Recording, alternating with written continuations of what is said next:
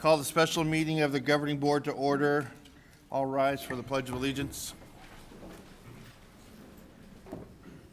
I pledge allegiance to the flag of the United States of America and to the republic for which it stands, one nation, under God, indivisible, with liberty and justice for all.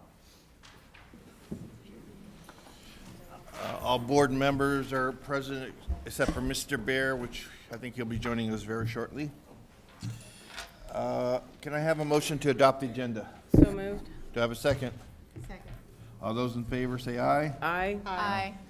Okay, the only item on this study session is negotiation solution team salary recommendation discussion. Before Jim jumps in, I just want to thank everybody for making it. As you know, some of us here don't agree with some of you there, and I would want that we'd have those conversations face to face and discuss the items that are in contention. Now, one of the things I want to clarify first is, and I hope Jim would kind of take the ball with this, is there are many items that were brought forward that we agree upon. I think the classified group, there was no issue from the board, and same with the building group. So those things I think we're all in agreement on, and I'd rather not go into those conversations unless I'm wrong on that. And let's just stick to the things that we don't 100% agree on. And that way it'll expedite this meeting. So with that, Jim, do you want to kind of summarize where we're at here? It'd be my pleasure. President Gregoire, members of the board, Dr. Weitenheimer. So if we could bring up the screen real quickly. Thank you. So just kind of recapping where we're at with what the last conversation we had. And just to be clear, the negotiation solution team has not met since the last time we were together. So the information here has not changed since the 20th when this was created in the upper right-hand corner. We are projecting a $6.1 million increase with Prop 123 over our initial budget projections. That would be $6.1 million in fiscal year 16, and then again in fiscal year 17, and for 8 consecutive years thereafter.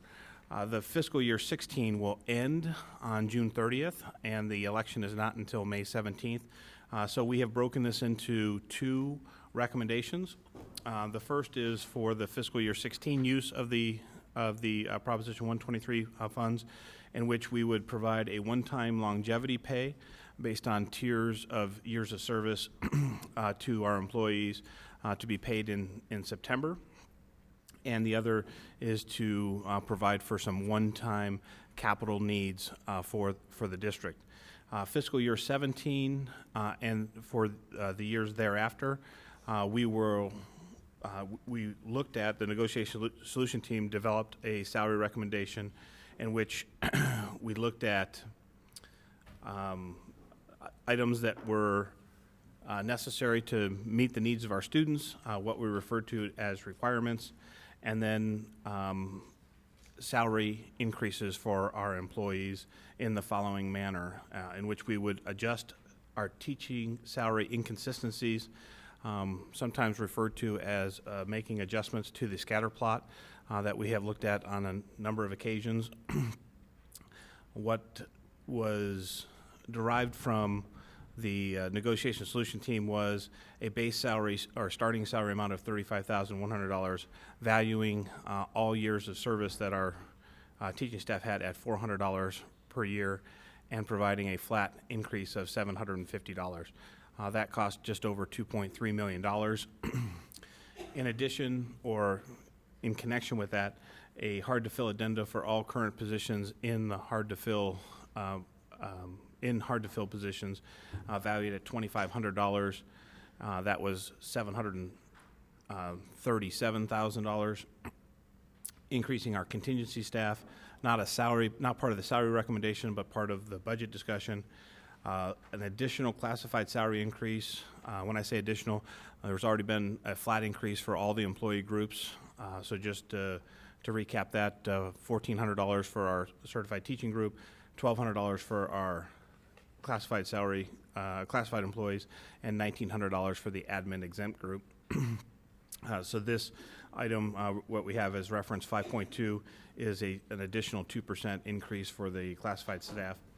Converting we have some custodians that are 9-month employees to 12-month employees. This is not part of the salary recommendation, but would be part of the budget discussion.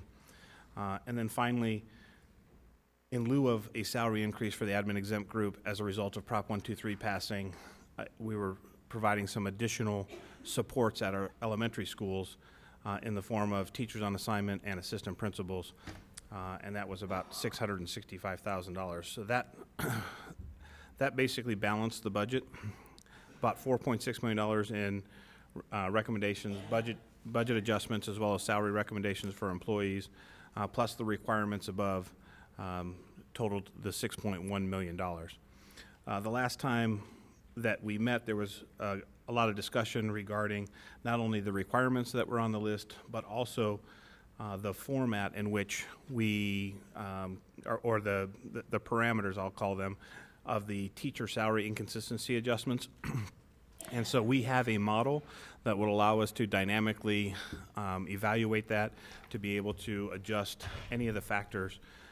And since we last met, the one change that we've made to the tool, I'll call it, is we've been able to adjust a different amount for Deer Valley years of service from that outside of Deer Valley years of service, if that would be desirable. Again, since the negotiation solution team has not met since we last met as a group, we created that as an option for us to look at tonight. So that kind of recaps where we're at with this. We are, the intent of this, as I understand it, is to be able to develop the salary recommendation. So what we want to do in terms of creating the contingent language for any salary increases in the hopeful event that Proposition 123 does pass. We will be bringing the budget items back to the board as we work through the budget development process, which will happen in June. So we will propose the budget in June and we'll adopt it in July. So those items will appear again as we work on development of the actual budget itself. So I'll be happy to answer any questions. I can bring up the tool so we can look at that dynamically and hopefully be able to try and answer any questions that may exist. Okay, again, can you make a copy of that sheet you just showed us and give everybody so they could have it in their hand? I think it would help when we're talking here. I think it's just a one-page, if we can get, at least for everybody. And just the things I want to, at least we need to talk about was, and maybe the NST, whoever wants to take the ball with this and run with it, because the recommendation you made was for 400 separation and 750 increase, and I just want to hear what the thinking was with that, and then anybody else on the NST, let's all chime in if you have an opinion on this or not, because I think it's important that we talk about it and make sure that none of us are missing anything when we do discuss this. So, Maria, why don't you just kick that off? Well, President Gregoire speaking for the 4 members that actually voted on the NST plan. That would be Linda Slavic, myself, Harley Kilman, and what's her name? Kelly Fisher. All 4 of us voted thumbs up for the original NST recommended plan because it affected 99.9% of us. It created a floor, which would be a minimum amount that everybody would receive. It's that $750 number. And as we started to shift around using that famous tool that Jim keeps referring to, so we shift the numbers around between the $400 separation, we start increasing it to 5 or 6. As soon as we started increasing that number, then the minimum amount that a veteran teacher would receive went so far low as, went as far as 0 to $100, $100 to $200, and we just couldn't agree with that kind of a spread, especially for our veteran teachers who've been here a while or that somebody predetermined that they make too much money already. We just couldn't agree to a plan that would do that to a certain aspect as much as 33% of our certified employees. We couldn't see that they would get $200 or as few as $0. So we thought that the 750 plan for all, which was the minimum, because you, according to your situation, you could actually increase that amount depending upon where you were and your circumstances and when you were hired, your years of service, whether or not you were on the salary schedule. There's a lot of factors that go into every individual's determination. That's why, again, the four of us, all four of us, had our thumbs up for the original $750 plan. Kelly, Harley? And Maria, let's kind of start this off.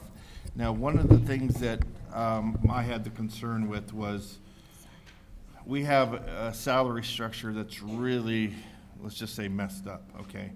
And I think everybody in the room can acknowledge, we have, for instance, and I'm just going to go say, we have, like, for instance, we have a 13-year teacher making $38,000 when a new teacher makes $34,000. We have an 11-year teacher making $36,000, which is 2 over the minimum of $34,000. 11 years only making $36,000. Okay. This is, I mean, it's almost a tragedy. We have a 10-year teacher making $35,761. 10 years, that's only $1,600 above what a starting salary is. 10 years. So when I say we need to fix those things, those are what I'm talking about. We need to have separation between those numbers to get teachers where they are. And again, I think this thing I handed out to you were, this is what we talked about the last board meeting. Plan A was what you just talked about, exactly what you talked about. Plan C is exactly what I proposed. So this is not new stuff. This is exactly what we were discussing at the other meeting. So, and it's hard to read because this was an email, because I had a teacher ask me what we were talking about, so I had to kind of put this in an email. The columns look straight, but they're kind of crammed together. But it kind of gives you an idea what the new salaries would look like, minimum salaries would look like under the plan that you proposed and the plan that I proposed. And again, these are just two different plans, the NSD did and my counter. And this is not saying that this whatever, but these are just, we're talking numbers here and how we can make these fluid. And you know, we might find somewhere in the middle, okay? But the way I was explaining here is the way my concern is the plan that you have of the 3 million we're using, only 500,000 is addressing these inequities. In other words, that 10-year teacher making $35,760 will now be making $38,760, or you know, it's not going to be where the way I had it slotted, they would be 42,000. They'd go from 35 to 42 with the 700. And again, the slotting, what I'm quoting here is from, it's on that sheet I passed you out. So a 10-year teacher would make 42,600. A 20-year teacher would make minimum 49,600. And I do have a couple contentions on your, I did the numbers, and I only found a little less than 300 teachers in this district that make over 48,000. We have 1,900 teachers. So this is going to benefit, at least, again, what I'm trying to explain, my proposition, it's going to benefit 1,600 teachers in a real way where they're going to actually be making what they're slot, or close to what they're slotted for.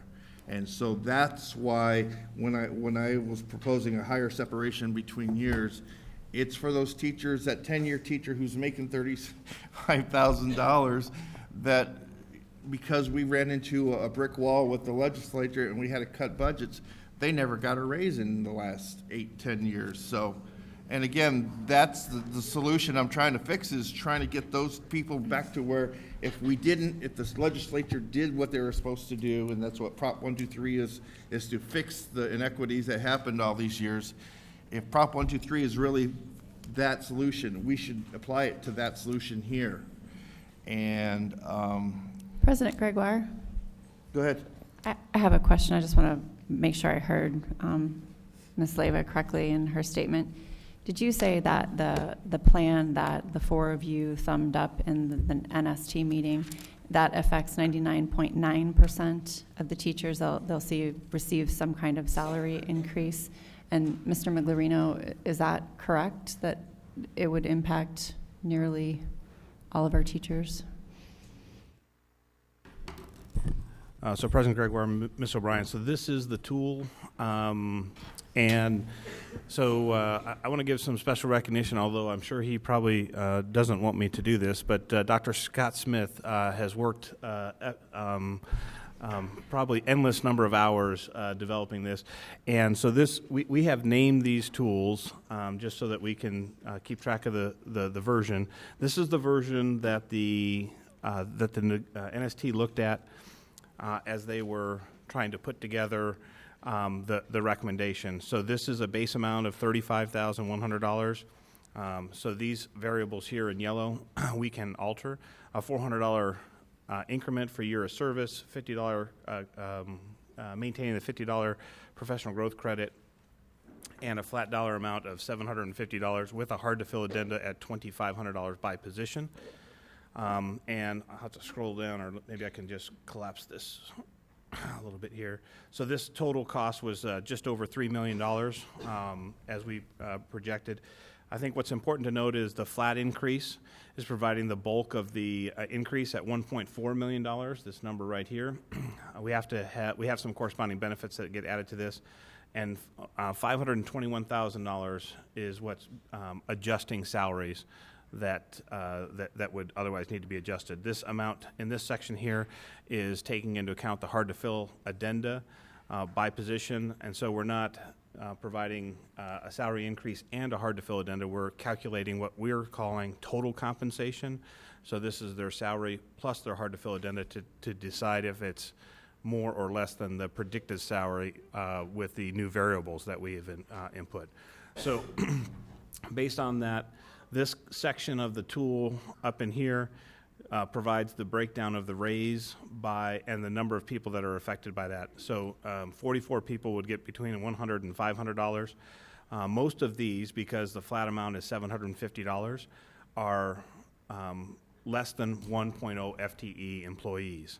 So that 2%, we've adjusted their flat increase based on their full-time equivalency.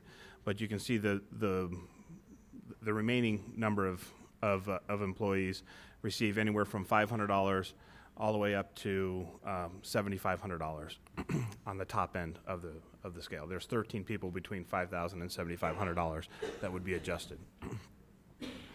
And then just to explain the tool, the change in compensation, this section of the tool here provides for those people that would have a change in their total compensation. So that's their hard to fill addenda and their base salary.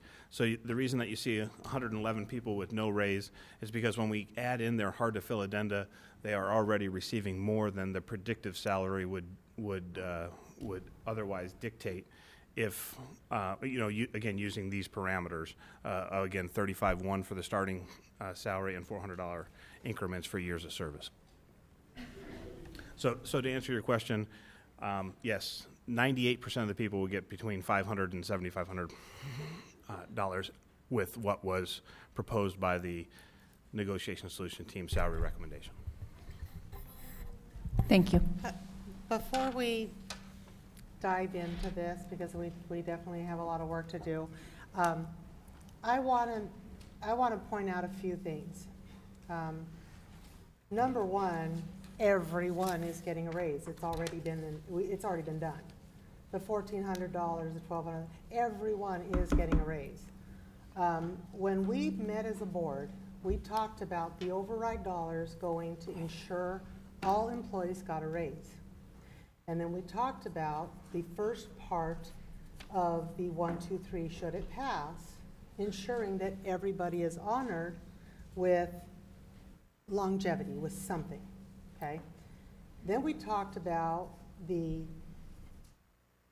second section in fixing these inequities that we have employees who have been with our district for 10 years, and they have an employee who's been with our district 4 years, who makes much more than them because they were fortunate enough to be somewhere else for the first 6 years of their position.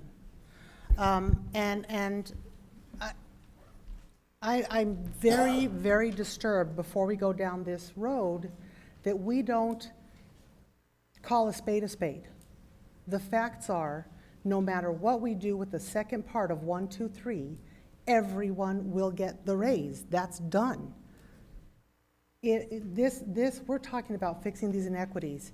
I understand that there are teachers, when we fix the inequities, that will not get a raise. I understand that. Those are the individuals who have already been making $6,000, $8,000 more every year for the last however many, or they're making, but it's not just 800. It comes out to overall, in the thousands. So when you have a coworker who is sitting next to you doing the same job, and you've been loyal to this district for 10 years, and they're making $2,000 more than you, and they have been for the last 5 years because somehow we valued their service elsewhere greater than their service here, that's an atrocity. I don't understand, and I recall conversations with a lot of teacher groups and telling them and saying, I know that we're going to have to fix this, and the whole point is we're going to have this pot of money, and we can help you guys. We can do good things. We have an opportunity to do good things, and it's turned into a firestorm of no, me. What's me? I want me. This is an overall, and this conversation needs to be an overall what's good for the district. Everyone is already getting a raise. So fixing this inequities is not it. The other thing I want to point out, because we received a firestorm of emails about information being sent out that is not factual. We need actual facts. Phoenix Union teachers did not get a 6 to 9% raise this year. If 1, 2, 3 passes, they're going to get a 1.5% with a 3% longevity. If it does not pass, they get a 0.5%. Period. And they have DSEG. We have an opportunity to help our struggling teachers who have been loyal to us and because of when they were hired have been short paid for many years. Now we need to take a real look at this, stop bickering about it, and let's fix these teachers that need to be fixed. That's my take on it. President Gregoire and Ms. Fisher, just to that point, so what I have displayed here is the salary increases without Prop 123. And so because the certified group, there's such a large number of employees in that one band, there's over 1,900 people in this group. This is the increase, the flat M&O increase as a result of the M&O override passing. And you can see on average it's 3.1% for the certified group, 5.4% for the classified group, and 2.7% for the admin group. And then what we also provided is, okay, if Prop 123 passes, again, using the salary recommendation that was developed by NST, so now you have a guarantee of at least $750 at a minimum for the certified group, so that average jumps to 4.8%. Again, that would be a minimum. On the classified side, it's not a minimum. It's, again, just the average showing there at 7.4%, and with no salary increase as a result of the Prop 123, again, in lieu of salary increase, the administrative group asked for supports at the elementary school. It remains at 2.7%, the only increase coming as a result of the M&O override. So I think that's to Ms. Fisher's point that there is an increase as a result of the M&O override that will take place. And what we're talking about is the increase that may be as a result of the Prop 123 election that will happen on May 17th. Can we put up the tool and look and see, by doing what NST has recommended, will that close the gap on our teachers who have been paid much lower than their counterparts in this district? Will that close that gap? Okay, so the tool also will update the scatter plot. That's a better vision of that. And so this represents the recommendation from the NST salary recommendation. And it does create, it does provide for some correction to the inconsistencies, but since only about 500,000 of the $3 million is going to the correction, we still have several of the dots below the trend line in this particular visual. So what can we do to get them up? So the answer to that lies in the valuation of the years of service. So if we increase the value of the year of service, currently it's at $400, then it will cause those points or dots below the line to push up towards the line. We are holding anybody harmless, so if they're already making a salary above what their predictive salary would be based on the variables that we're putting in, we're not reducing their salary at all. So the dots above the line will remain there. Okay, Jim, one thing that I know has been mentioned, and I did also bring it to you, did you have an opportunity to create a similar where we honor our in-district at 8 and our out-of-district at 4?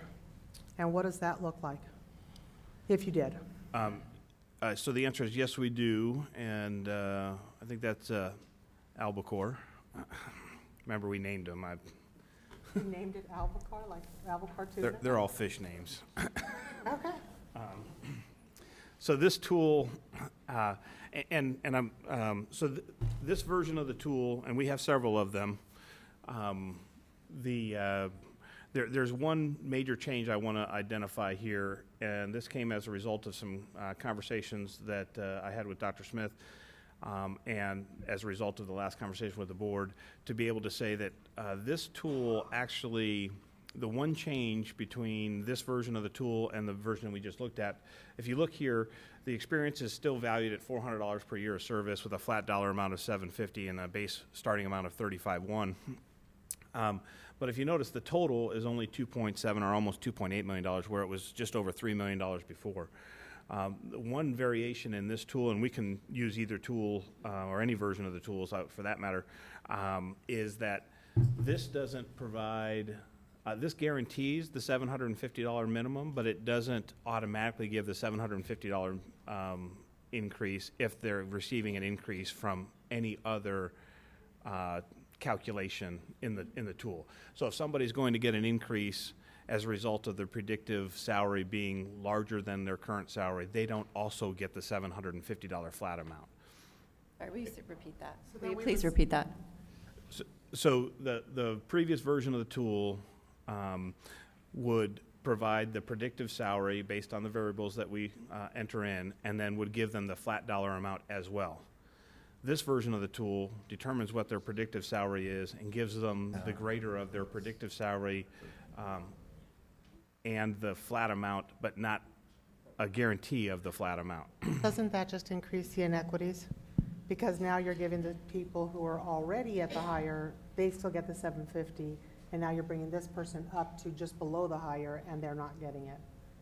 Is that what I'm understanding? The predictive salary would provide for the benchmarked amount for their years of service, and so it would not provide, it would lessen the inequities because you're not automatically giving them an additional flat amount on top of that.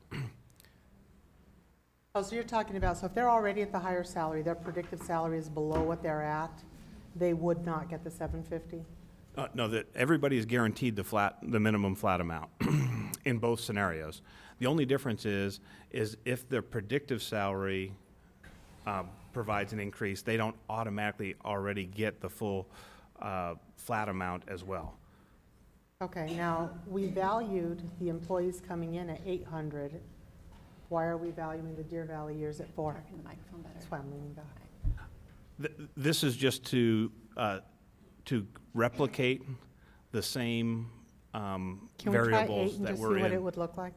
Yeah, so I just wanted to explain, there's already a difference in the tool, Okay. okay? So So just, what tool is this referred to?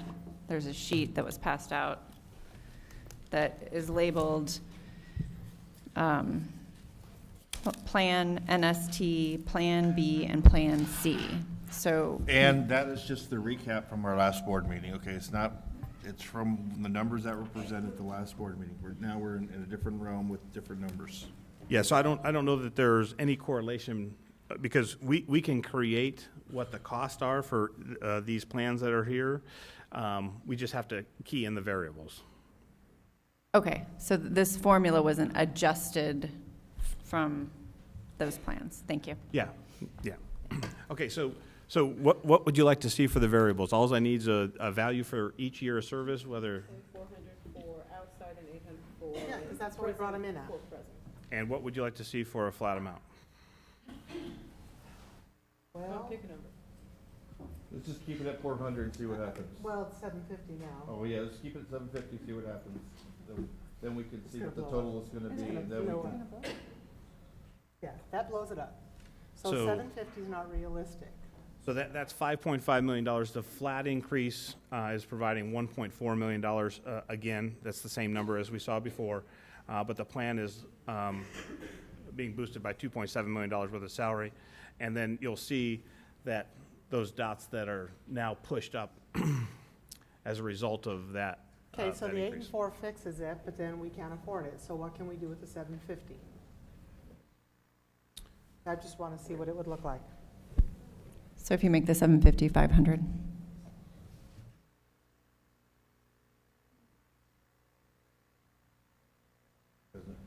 It only reduces Make it 3.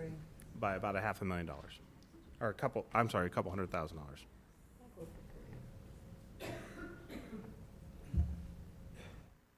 You're going to go for 3, Ann? Okay, Ann says 3. Let's go for 3. Yeah, We're not even on that there yet. We're not there yet. We're just talking about these numbers right now. Okay. That's, yeah, not even close to. Okay, we now have. what if we drop?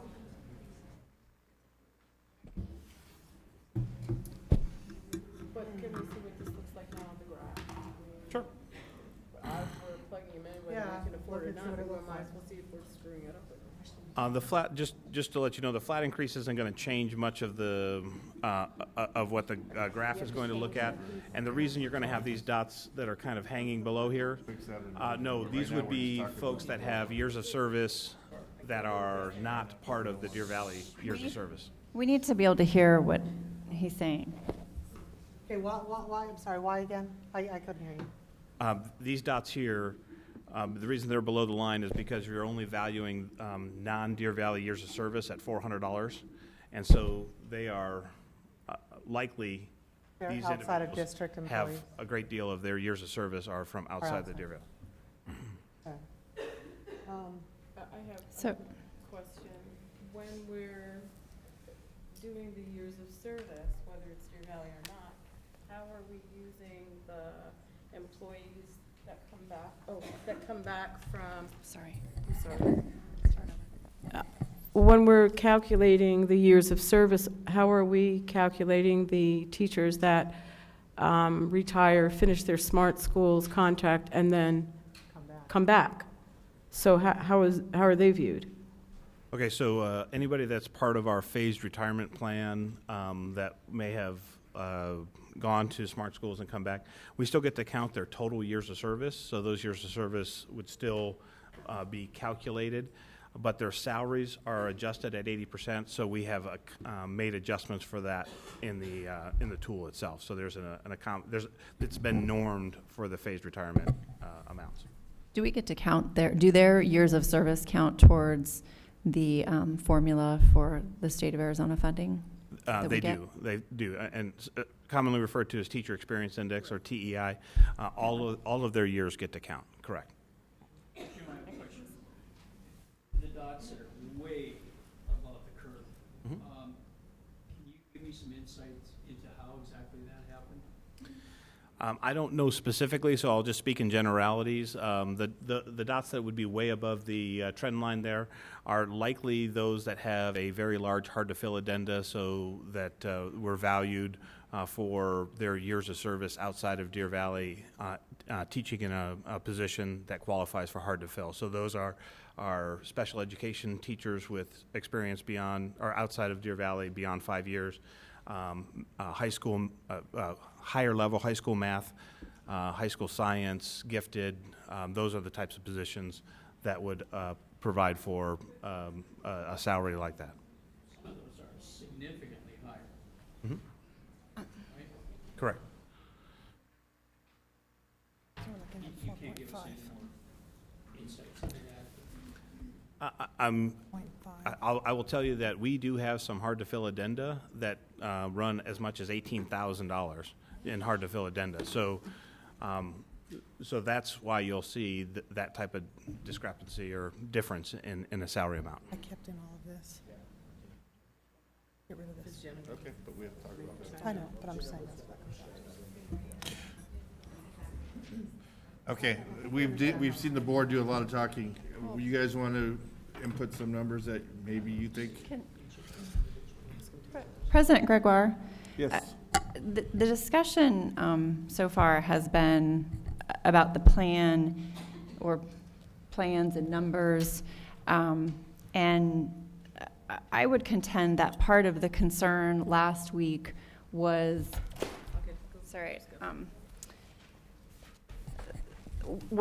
how we would spend that $6.1 million, not just how it would be given, whether it's 4.6 or 5 million. There was 1.5 million that was, I'm going to use the dreaded word, as requirements for positions. We received some justification for that. So I guess in my opinion, I think we have leapfrogged right to let's spend the money instead of deciding how much money we're spending, which quite frankly is kind of circular because that's how we got here in the first place. I still go back to the M&O override passed, and I apologize, Jim, that dollar amount was how much for the M&O override for this year or coming year? So the salary increases as a result of the M&O override were $5.2 million. We originally had planned for $4.2 million, and we increased that to $5.2 million. That's just the salary increases. We had some program offerings in there that as well, like full-day kindergarten, that we were using the M&O override as a dedicated funding source for continue those programs.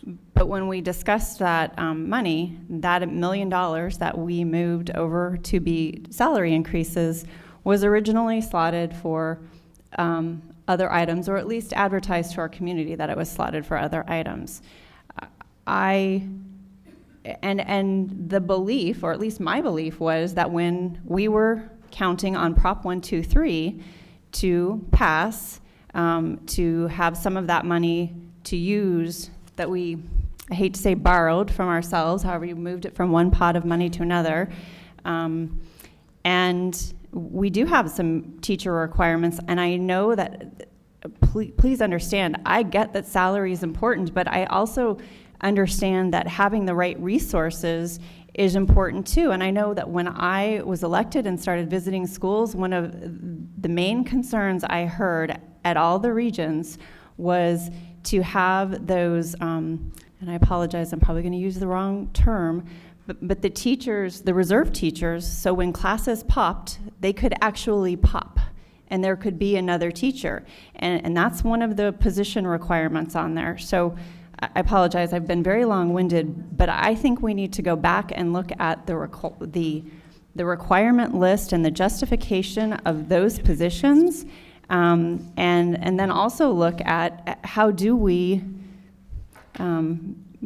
shrink the discrepancy in the scatter graph and bring salaries in alignment. I would also remind you that we took from our reserves to help cover benefits the benefit increase. So we've been doing a lot of taking, and this problem wasn't created in 1 year. It was created over 8, 9 years. Prop 123 money is for 10 years. As much as I'd like to wave my magic wand and fix it all tonight, I think we need to look at the big picture and have a plan for the long term and the whole district. I agree that we need to do that, but I want to clarify a couple of things. Yes, we did take an additional $1 million. If you see under where it says Proposition 123, increase of 6.1, it shows where we had that budget deficit and we got growth. It's my understanding, Jim, that you did cover that already with the growth, correct? That was our hope. We're still working on the expenditure budget revision that we'll present next Tuesday. I think we're going to be short of the $1.6 million currently, but By how much? Where are we going to be at? Just a ballpark. well, right now, not counting on additional carry forward from this year, beyond what the student growth would provide, we're about right about 800,000 or 900,000 of the 1.6. Okay, so we're the majority of the 1 million that we moved has already been replaced with growth. So that's one. Now, the one thing that concerns me with these requirements is I see items on this list that I don't believe are requirements. And I don't believe they're requirements because I don't know, because we haven't discussed them. We haven't, I see some expansion on world language classes, and no, we're not talking about just another teacher to honor the kids, because if we have this group of kids and we said we're going to do this, and so the next year those kids are going to move up, that doesn't mean we're going to start a whole new set. So at what point do we start looking at what that is, or do we just keep building and expanding? And we have, where there was one school, now we have 2 schools, or 2 schools now we have, or 1 school now we have 4 schools. So I think we need to have an understanding of what these requirements are, because yes, we need to honor the kids that we started a program with, and we started that program. So you're in the 4th grade, you're going to 5th grade. Okay, so let's move that teacher up. Let's move those kids up. That's not saying that we still want to continue it in 1, and maybe we do. But we haven't even discussed that. It hasn't even been an option for us. So I think we need to really look at what is requirement versus what is expansion or wish list. And honestly, that whole section is a budget conversation versus this.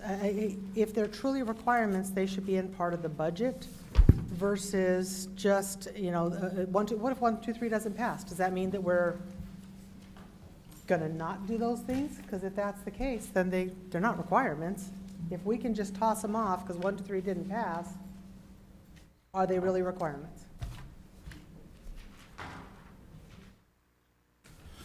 I saw Dr. Galligan move to the table in hopes that she might be able to help bring some light to. She's the one that provided the information regarding the detail for each of the requirements that have been previously shared with the board.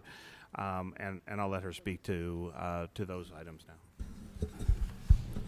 President Gregoire, Ms. Fisher, specific to the Mandarin program, in 2010, when the board at that time made the decision to move forward with partial immersion, a commitment was made to grow that program from 1st grade at that time up through Mandarin in Boulder Creek High School, and that partial immersion has expanded every year by a grade. So right now we are at the point where our 6th grade students who will be moving into middle school would move into the next grade partial immersion, and that would be 7th grade. The following year, they would move into partial immersion in 8th grade, and then feed into actually Mandarin 5-6 as a freshman and AP Mandarin as a sophomore. Okay, but I guess the one question I would have for you, Gail, is Have we looked at the success of this program in general? Before you answer, let me finish. The reason I ask is because I do hear from parents. They're not saying, I'm going to come to Gatlin Peak or Desert Sage because I want my kids in Mandarin. They say, you know, I'm really considering pulling my kids from your district because I don't want my kids to learn Mandarin, and they're forced into these classes because that's the school I live in. So have we truly taken a look? I see we expanded backwards to kindergarten, and then we started Desert Sage in the 14-15 year. So at what point do we stop and say, is this best for our kids? Is this best for our enrollment? Are we driving enrollment? Are we losing enrollment? How many parents, you know, truly want Mandarin? We don't have to pick on Mandarin. It could be the Spanish too. I mean, the other one was Spanish, right? We only have Mandarin immersion, partial immersion. Okay. Well, we have 4 teachers, and I thought you said the other 2 were Spanish. We have 3 teachers that are part of this. Okay. So these are all Mandarin teachers. And to look at last year, 14-15, Dr. Smith did, with Hanover, a complete program evaluation of the Mandarin partial immersion as well as the specials program at Diamond Canyon, and then feeding up into the high school Mandarin program at Boulder Creek. We would be able to provide that to you. It was shared with Cabinet and the board, and again, would be very happy to get that to you. When we Because look at... if it's a requirement, we just need to know that. And we need to look at the realistic. I am all for giving kids opportunity and programs because that's what makes their little minds grow into great people. But if we're giving them a program that isn't doing that, and people don't want, and parents are pulling their kids to other schools because we're not providing what they want, then we need to honor the kids that we've done that are doing it, and then look at, is that something we need to do?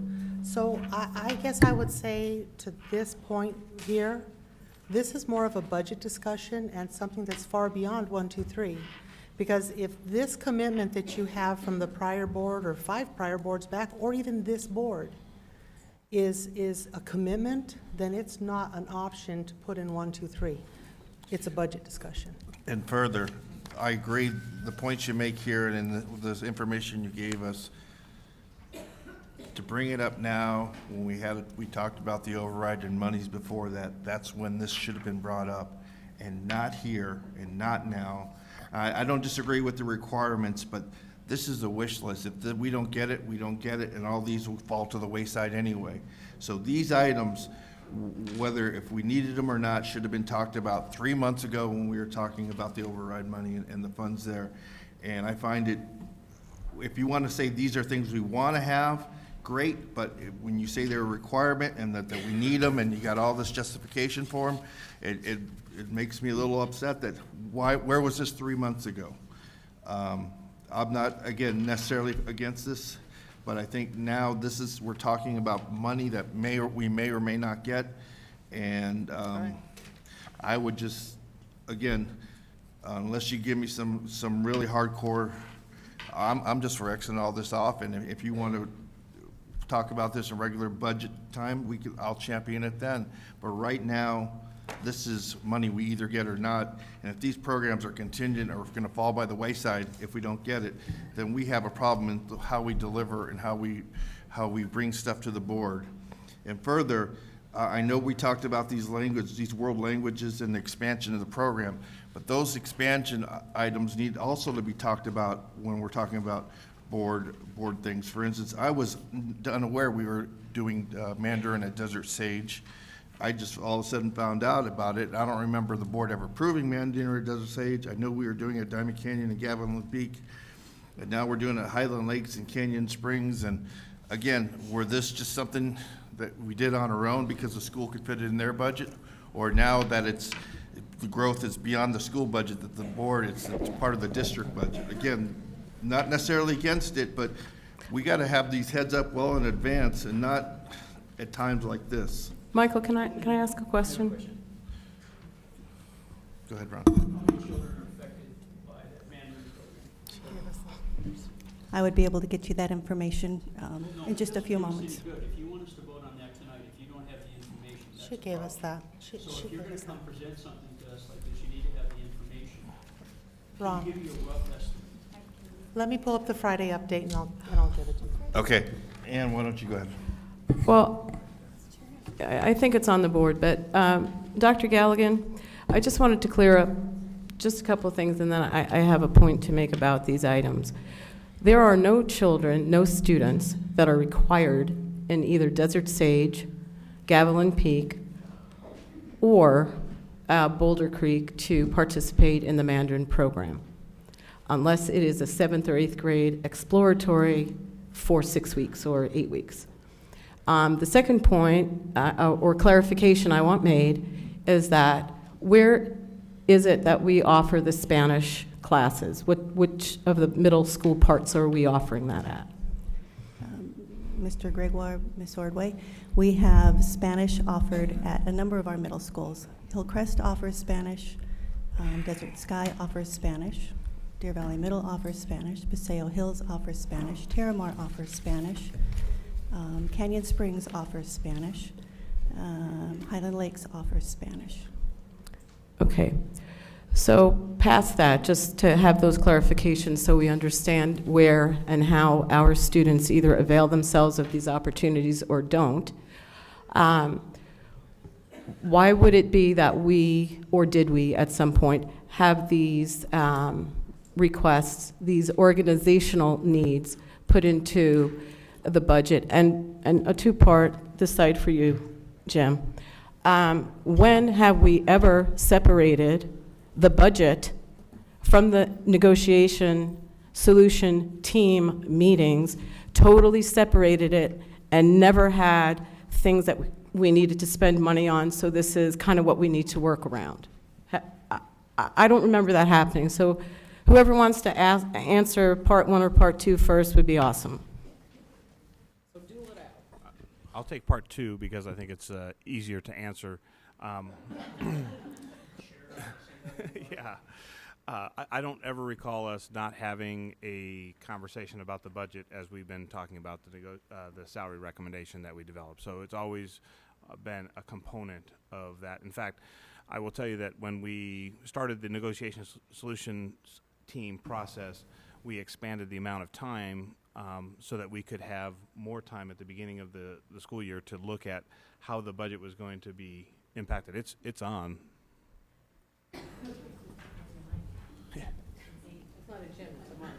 I think we were getting some feedbacks from the mic, so I think he's trying to make adjustments to those. So we expanded the amount of time the negotiation solution team meets so that we could review the budget earlier in the year instead of just trying to get everybody up to speed all at one time during just a very short period of time of the year. So we've always had a component of what we looked at as the budget, and maybe even more so as we started the NST process. Michael, I have one follow-up question for you, Jim. Anybody else talk really loud, or we can fix that? Okay.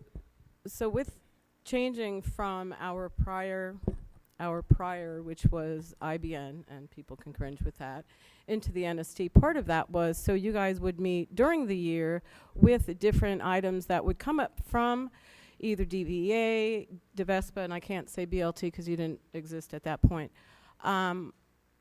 Informally you did. And what the organization needed so you guys could weigh and discuss and talk about this as things came up. Yes? Well, I would like to know, can I talk or not? Oh, by all means, go for it. Okay. Answer my question. Oh. No, I wanted, Let Gail answer, and then you're up with it. Ms. Ordway, would you repeat that first part, please? The first part was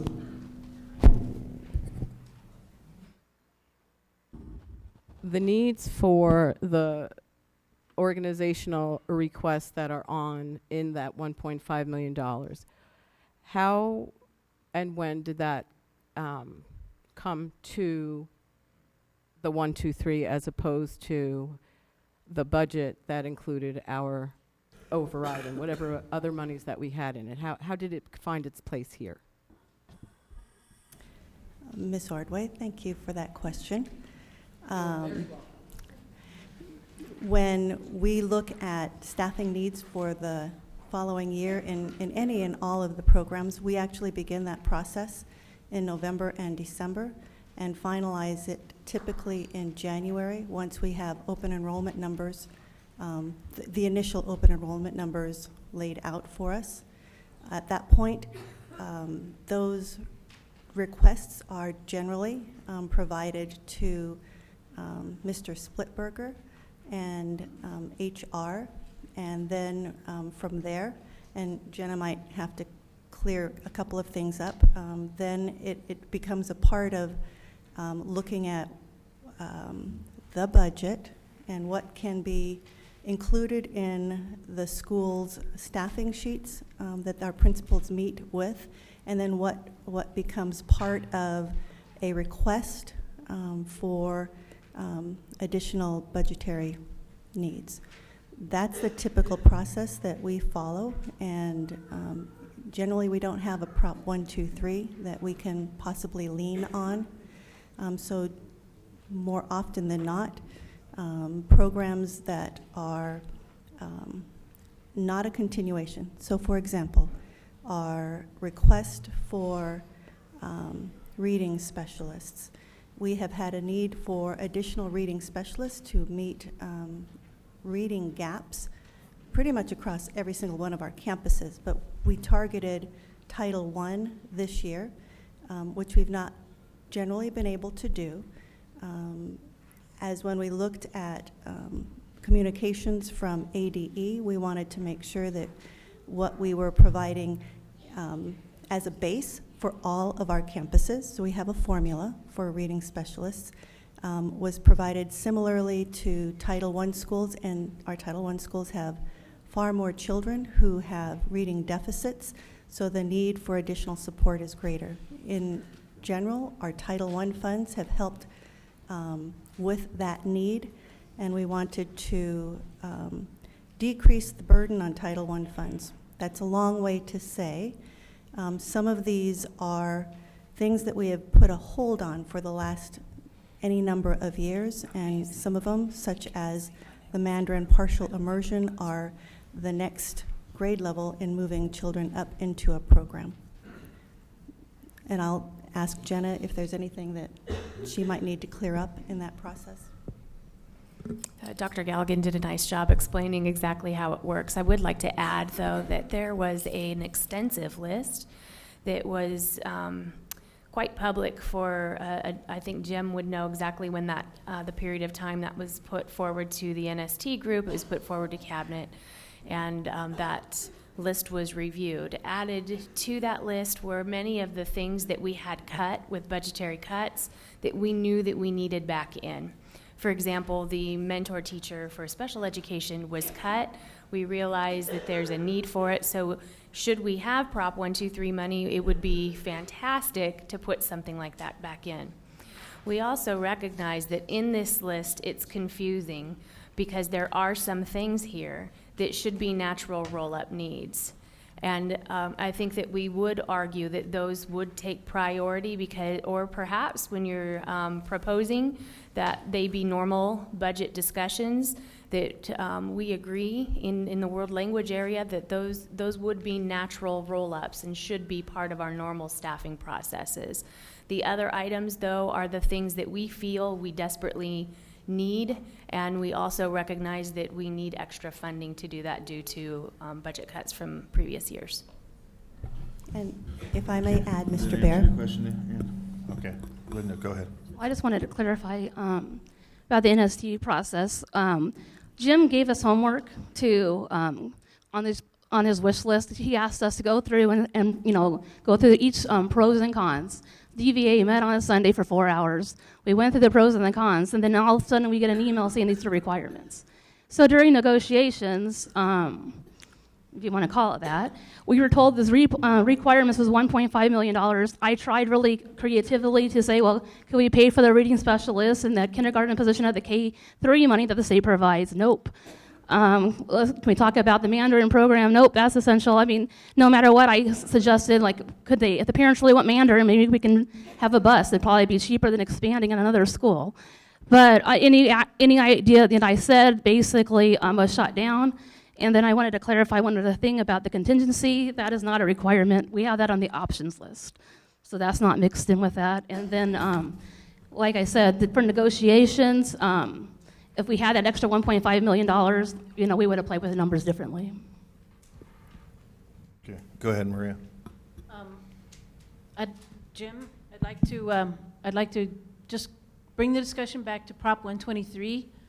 I've been answering a lot of emails lately, and quite frankly, I know, raise your hand if people are on the fence about still. They have their early ballot, or they're going to walk in, they're going to vote for 1, 2, 3 either way.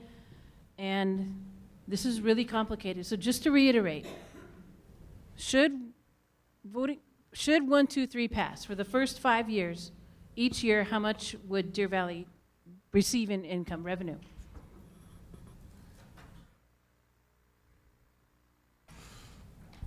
So for the first 5 years, it's about $6.1 million. Each year, and then the following 5 years after that? It increases, there's a component within Proposition 123 that increases from $50 million statewide to $75 million. And we have not calculated what that, we get about 3% of that $25 million. And just to reiterate, everything we're discussing, the whole reason why we're here tonight is for Prop 123. And should it not pass, or for people who have already voted no, none of this will occur. Is that correct? That's correct. Be careful where we're going here. The salary recommendation is contingent on Prop 123 passing. That's what we're discussing. Right. Okay. Thank you for bringing us back on track. Okay, as Ann O'Brien pointed out, what we're initially now the discussion is whether the requirements, their validity, do we want to keep them or do we want to remove them? And if we do remove any or all of them, do we want to move that into another item? And with that, do we have, I think everybody kind of expressed their opinion here, and we haven't had a chance. We haven't had the public. That's express what their I'm saying. We haven't had a chance to have the public input yet. So, go ahead, Dennis. I just want to say I take issue with something that was just said by one of the NST members. I specifically said when we were agreeing to things, and she had an issue with that, what we were agreeing to. If you cannot live with it when you walk out of this room, do not agree to it. As far as negotiations, I've been doing this a long time for the district, and they have been negotiations. Other than that, if we're going to find money for teachers, in addition to what we've agreed to, I don't think the classified can be happy with the 2% that's on the board. Thank you. President Gregoire. Go ahead, Ann. Sorry.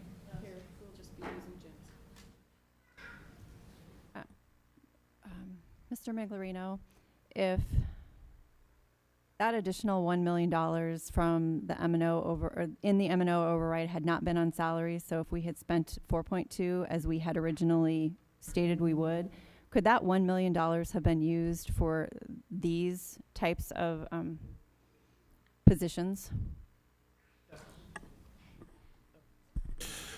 Okay, with that, I will, let me kind of backpedal here and let's I would just want to kind of paraphrase the two different contentions and the things that, item A is. Let's get to our base first, though. I know. Let's talk about, the debate here is whether those 1.5 millions for these items that were projected should be included or not, or which ones, and also the discrepancy in the separation on the teacher salary. So with that, I would ask, we're going to open the floor to the public.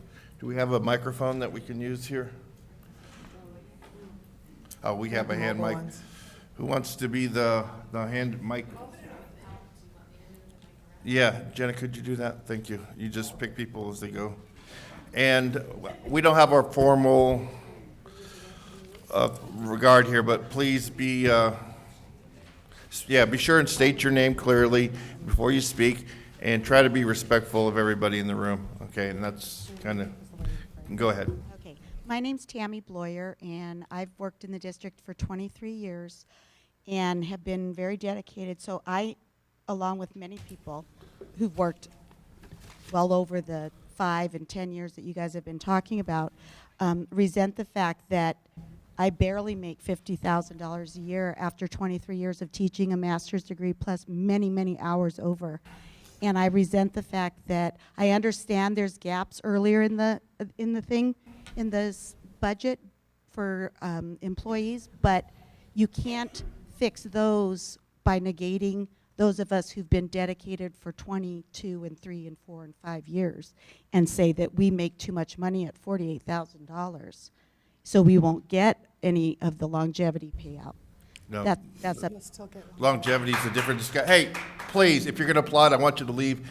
We're not about a fan club here. We're talking, okay, and that's just a distraction. Okay, because that's the way I understand it for the years of service payout. It says on the papers that I have, if you make over, for most making approximately $48,000 or more, they will not be eligible. That's not hard and fast. That's just an email. But here's the issue, and this is what I was trying to clarify to begin with, is an email was sent out that was full of false information.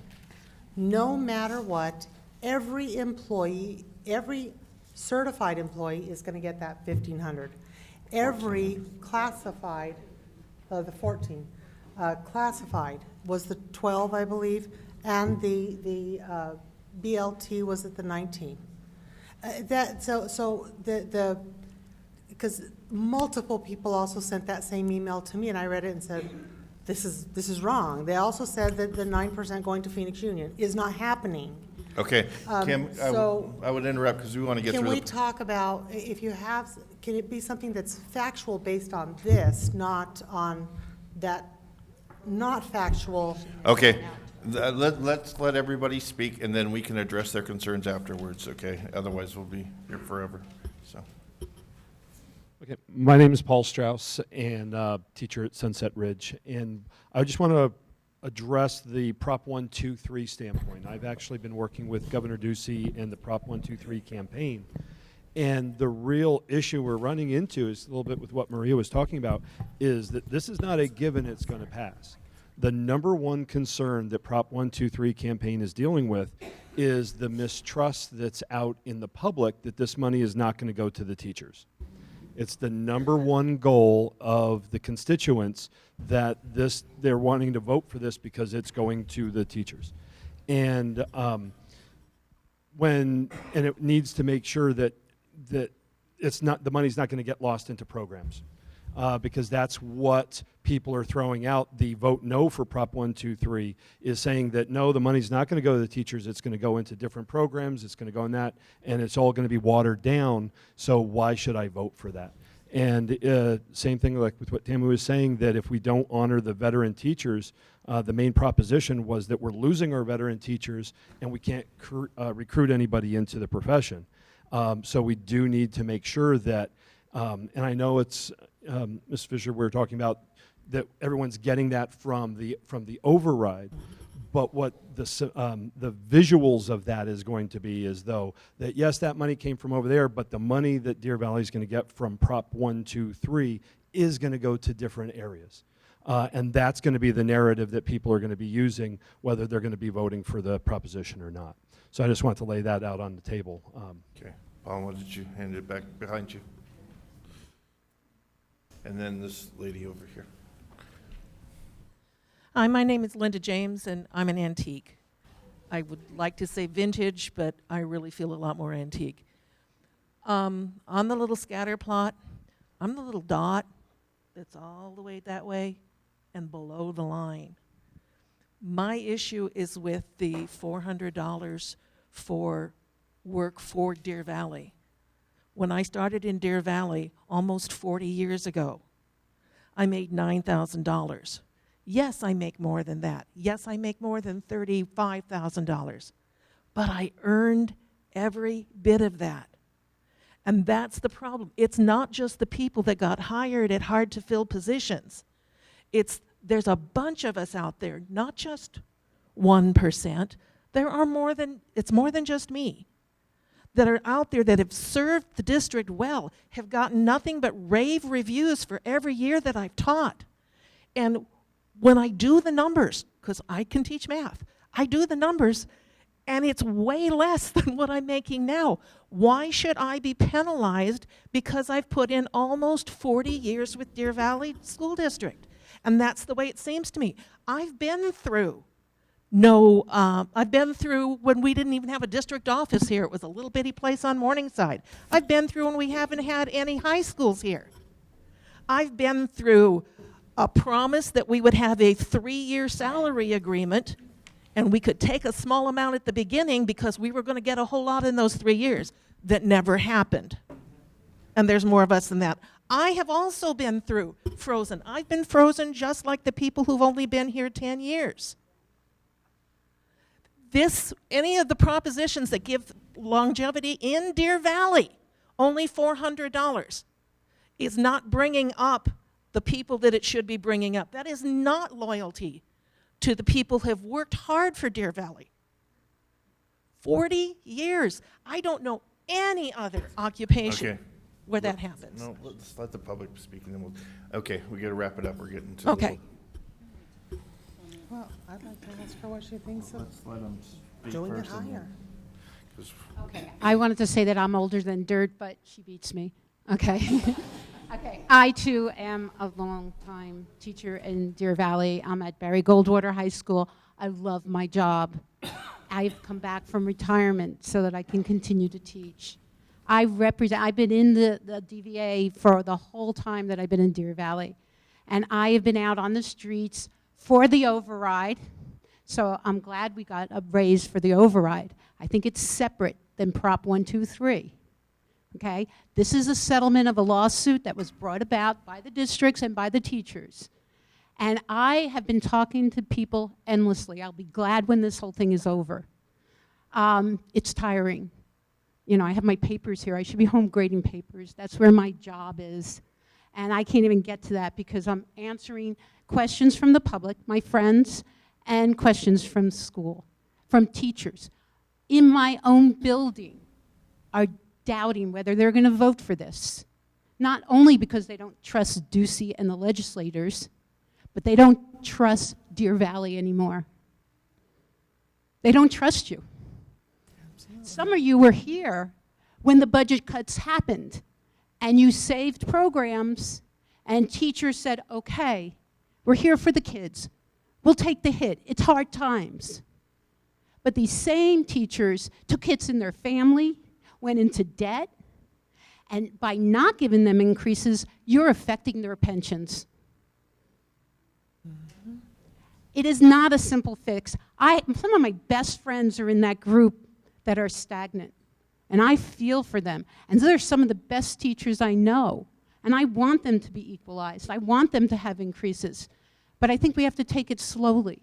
And I think that we have to keep them in mind, but we can't neglect anybody because the morale will shoot down.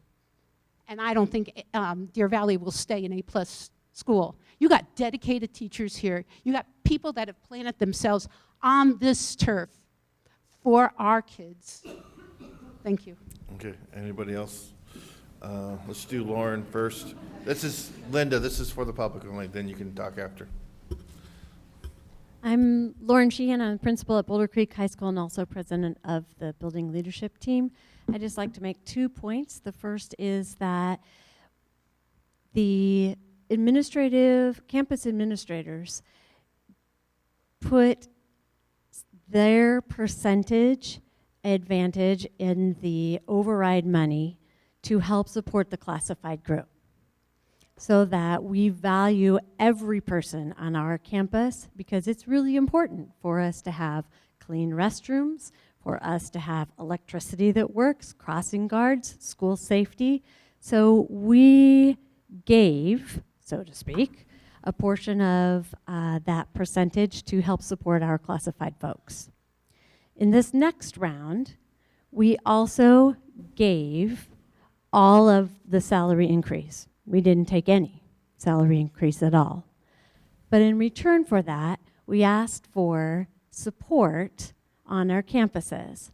And that support comes in the form of additional staff, which isn't really to help me and my family, it's to help my school, and it's to help support the teachers and the students on our campus to ensure a smooth operation on our campus.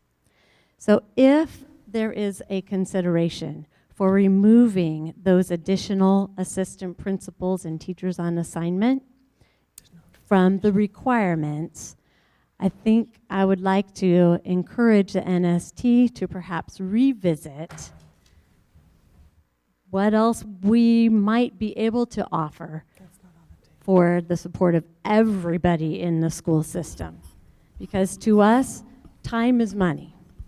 And we're willing to give our money in order to help time for everybody on the campus. Okay. The last piece I'd like to mention is that the longevity pay that has taken place for being frozen is true at all levels of the system. This is my 8th year as a principal. I'm making the same amount of money that I made before, and even with this new proposition, I won't make a penny more. Okay. Gentleman here, and then the lady in the black in the back, and then the lady with the glasses. Yeah, my name is Kurt Baker. Children at Canyon Springs. It's kind of interesting. I didn't know all the things that would happen here. What I'm most disappointed now that we're kind of competing with programs with teacher salaries, and that's heartbreaking because we shouldn't have to compete with it, but that's the world we live in. I, for one, would love to see all the money in the world go to teachers and families, teachers, and so forth. So it's a big deal. I think we all support teachers. But I want to also, the reason why I came here is the programming. That is important. I have 2 children that have taken, benefited from the programs that are on there, the Bright Child Kindergarten, the Canyon Springs Spanish. And I tell you that we seek out those programs. And anecdotally, I'm sure there's people that walk away from Mandarin or so forth, but not where I live. I mean, we seek out these programs. It was easy to mobilize people to, in the override, to support and get out and do this because we were going to lose these programs. And when the night that we thought we lost on the override, my wife scheduled to go look at other districts that night because we were afraid we were going to lose some of these programs. I hate that we're competing with teacher salaries, but I just want to speak to the fact that parents and we really do seek out these programs, and they're very, very, very important. Foreign language isn't about speaking Mandarin, it's about brain development. It's a very important component of a child's education all throughout, and it really is crucial that we have these programs in the district. We can't have them all. We'll work with you either way. We want to see that the teachers get paid, but I just want to bring that perspective to what we're talking about here. Those programs are extremely important to the district, and for us parents, I've put in a lot of time to pass the override, to be on the PTA and so forth. If I have to drive my kid to a district that has those programs, instead of doing all that, that's the choice I would have to make if we don't have those types of programs. So I just want to keep that at the top of the list too, that just those programs are in fact important. Who was it? Hey, sorry. Put their hand up back there. Okay, you're on deck there. Hi, my name is Dana Laskin, and this is my husband, Matthew Laskin. Matthew is a 7th grade social studies teacher, and I'm a 5th grade teacher, and we're both at Sonoran Foothills. I have been teaching now for 10 years. 8 of them have been in Deer Valley. During my time, I've also completed my master's and now have a 2-year-old. Matthew, I'm a script person, sorry. Matthew's been teaching for 5 years and has completed his 2nd year in Deer Valley. He went back to school to get his master's before teaching.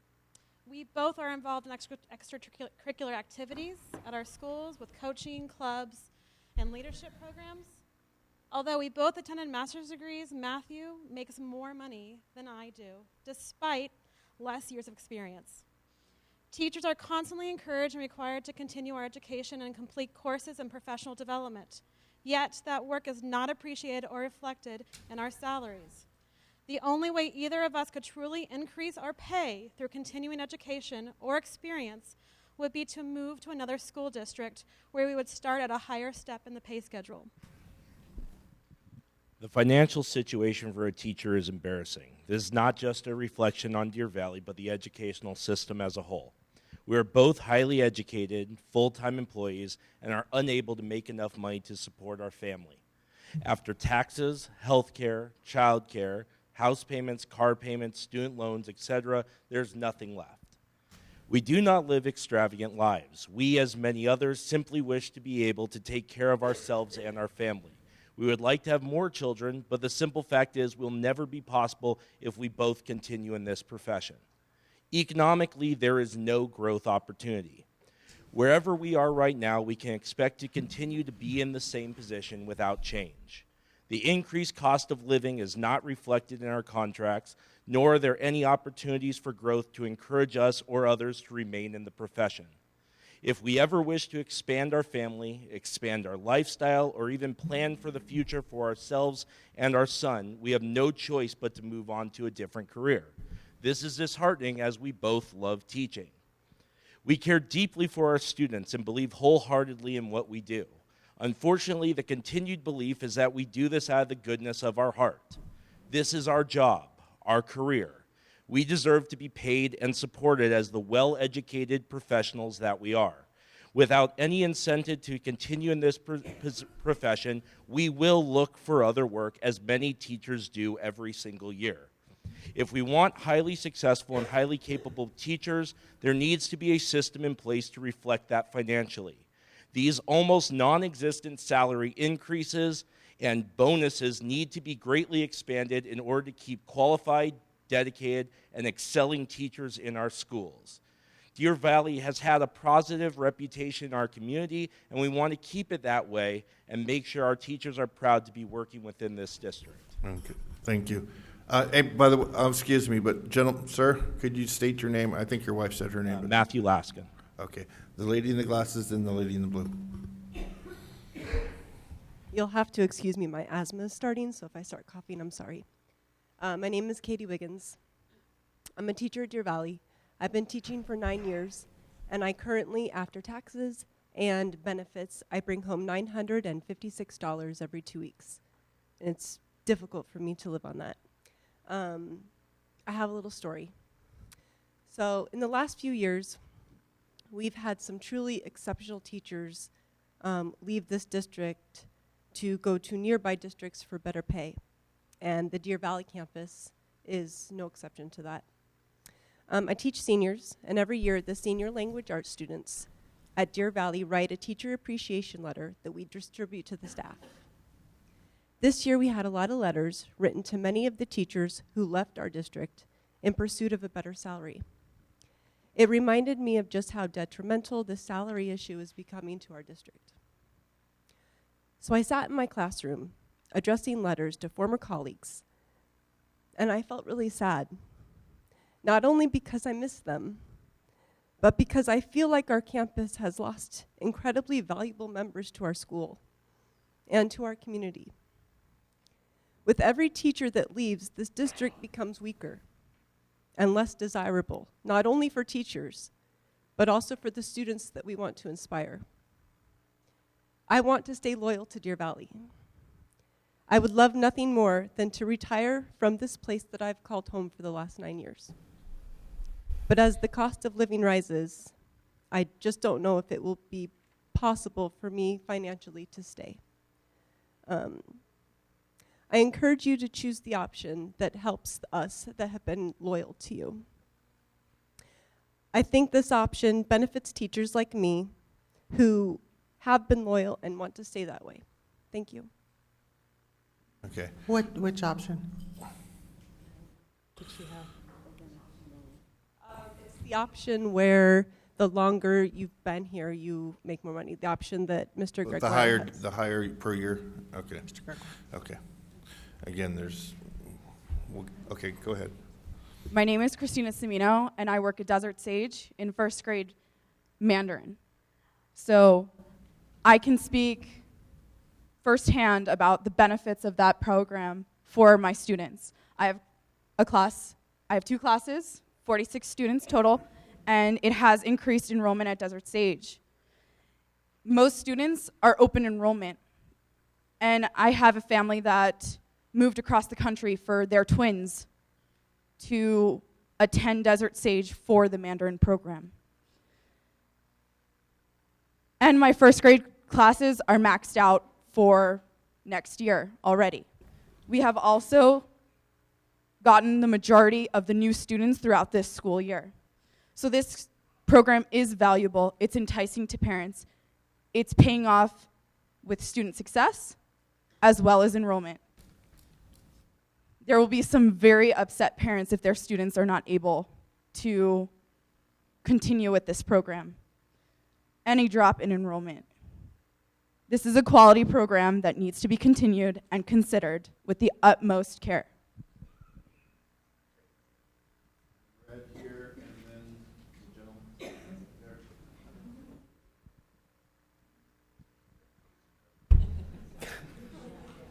Hello. Good job. My name is Christy Cooper, and I'm sorry for those of you that have heard me a million times. I would like to thank the board members that have shown support to the teachers that are making salaries that are so far below their fellow teachers. I stood before you time and time again, being the voice for the majority of the teachers that are either too busy to come talk themselves because they are having to work multiple jobs to make ends meet, or they have been refused salary increases so many times that they are at their breaking point and just can't do it anymore. I too am very frustrated and at my breaking point with hearing fellow teachers tell me that it is not fair that teachers at the bottom with the lowest salaries that have suffered low increases and are almost equal to beginning teacher salaries that are being selfish because they want the same equal compensation for their hard work and dedication. When I started off complaining about the low teacher salary, I was speaking about my own circumstances, but when I started getting information from other teachers, I found that it was a much bigger problem than I had thought. I became one of the higher paid teachers. I am not saying that I make adequate compensation by far, but I don't think that DV pays any of its teachers adequately. But compared to other teachers, some get paid thousands to $10,000s of dollars more for the same experience and degrees. I feel that DV needs to live up to its promise to the teachers. We were told that with the override money, there just wasn't going to be enough money to fix the inequalities. But if Proposition 123 passes, they would make it right. The only way to do that is to use part of the requirement money. That money should be going to salaries to make it, to salaries like it was promised to fix the inequalities once and for all. The teachers at the top are not going to leave the district because they already are making adequate compensation.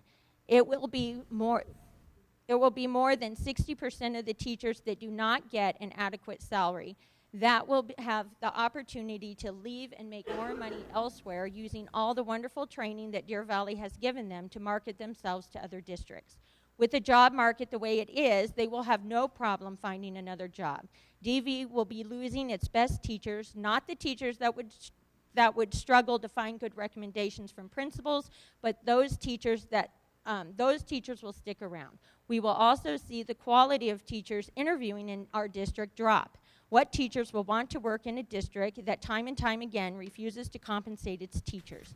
I hope that the board thinks about what I am saying and puts the teachers you have now first priority and treat them with the same compensation that you have been willing to pay teachers from outside the district with $800 a year. It surely wouldn't make any of us rich, but it will go a long way to make it fair and equitable. This may be the last increase our teachers will see in a long time. Please make this vote matter and change the teachers' lives who deserve it and need it the most for the better. Don't put a Band-Aid on it in hopes that the problem goes away. If you do that, they might go right out the door to another district. Okay, back here. Good evening. My name's Dustin Fitzpatrick, and I had something prepared, but as most teachers discover, you find a teachable moment and you just run with it. So I'm going to scrap it. It's going to sound blunt, but Phoenix Union High School District loves Deer Valley Unified School District. Loves them. I'm a testament of that. For 9 years, I was a teacher at Deer Valley High School, a graduate of Deer Valley. It was my home. It's where I fine-tuned my craft with my mentors and my friends, and I left for money. And I lost sleep over it. There was a stretch of time where I'd drive to work, and I would make the turn to go to Deer Valley, and I'd remember I don't work there anymore. It was really hard for me, but you have to do something. We're good teachers. We love this place. We believe in Deer Valley School District. But when it comes to the fact of buying groceries, I'm not joking, that's what it came down to. It becomes an easy choice, even for the most loyal of teachers. Thanks. Do I have anybody else want to speak? Marshall here, and then Eric in the back.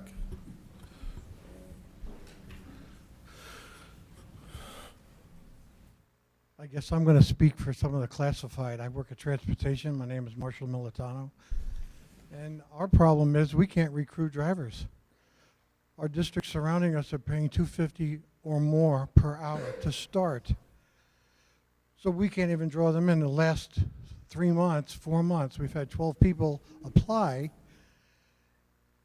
And when asked, do we pay per performance, we have to tell them no, because we don't. So we don't get them. They walk out the door. They don't even sit down and do an interview with us. We have 28 spots open right now for drivers. Our supervisors, our secretaries, our dispatchers, on any given day, are driving a bus. We have an aging fleet. The average age is about 14 years old. We have an aging white fleet, which is 15 years. That's the average. I understand that this is not supposed to go to equipment, but we have capital money that can. And as far as pay goes, like I said, we're at the bottom of the barrel all over the state as far as our classified transportation employees. Please take it into consideration. If you want to hire people, you're going to have to start somewhere and not at the bottom. In the back, anyone else? And then Hi, my name is Eric Bolus. I'm a teacher at Deer Valley High School. I'm a Deer Valley High School graduate, 1989.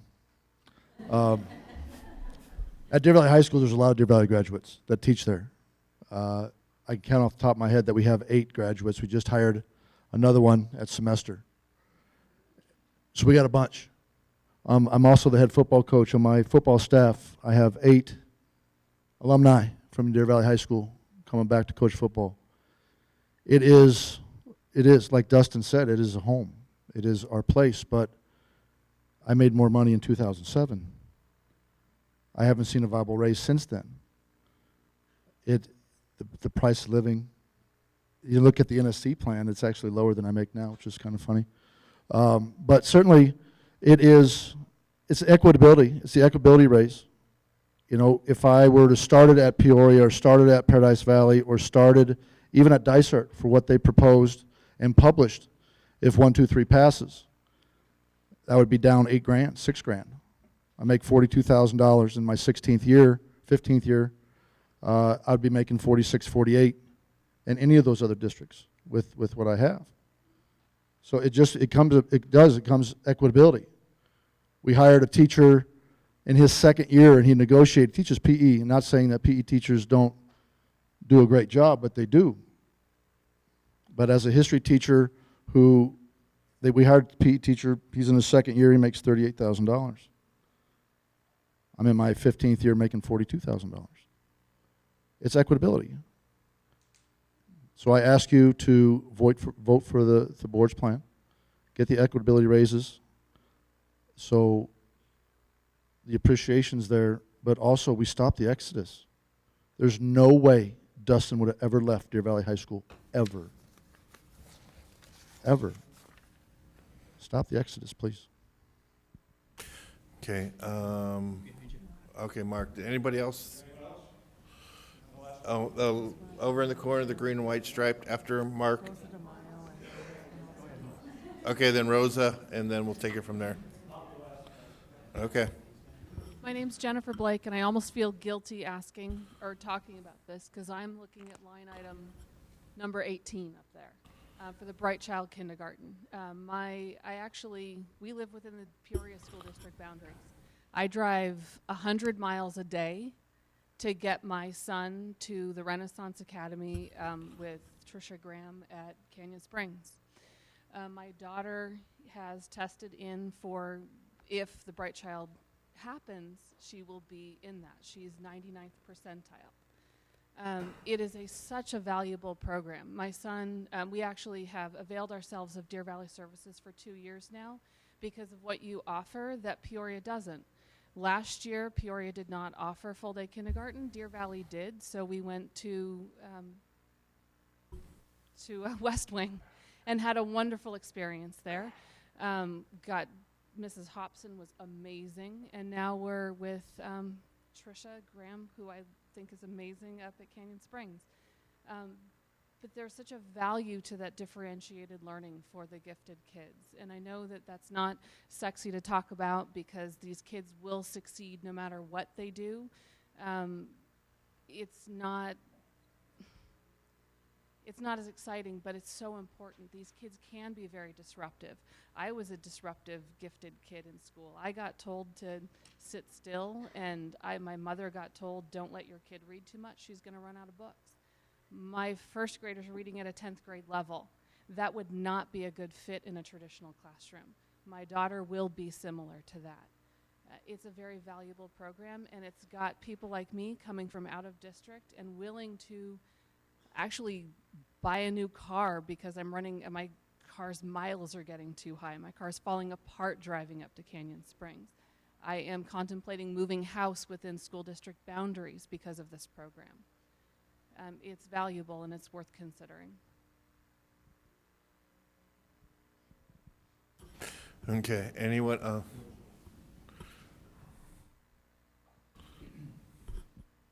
I'm Rosa DeMaio. I too work at Deer Valley, and I'm a Deer Valley graduate. I have been loyal to this school. I've waited for a salary increase that's been promised, hasn't come. I have a son that attends this school, has since kindergarten. So the programs are important to me. My question is, how are we going to have those programs if all of us leave? I work 3 jobs. I'm a single mom. Not much of a mom anymore. I can't afford to keep doing this. I have a master's degree and I made $40,000 last year. I've been here almost 16 years. I don't know that that's fair. And I think that's all we're asking for, is for you to be fair.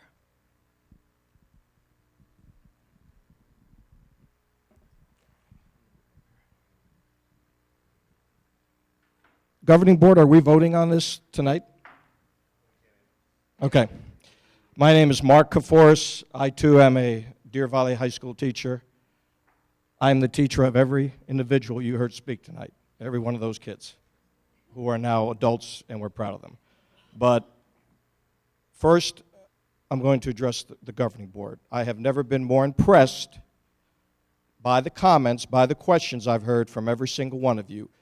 You have shown me that you truly, truly are concerned about the inequities that have been brought up, the disparities between the districts, and you want to address it.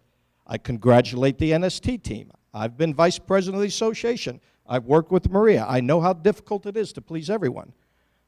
But I'm going to give it as simple as I can. I'll use the KISS method. Kim, you said something where, what your analogy was, but I'll keep it simple, stupid. No offense to anyone. Here are the 2 problems facing Deer Valley right now before anything is done. Number 1, we have such an imbalance between teachers within the district that you heard tonight. Mr. Gregoire brought it up in a very eloquent way, the disparities we have. We have to fix it now. With all due respect to NST, That first option, the numbers I look at, does not address that. It does not.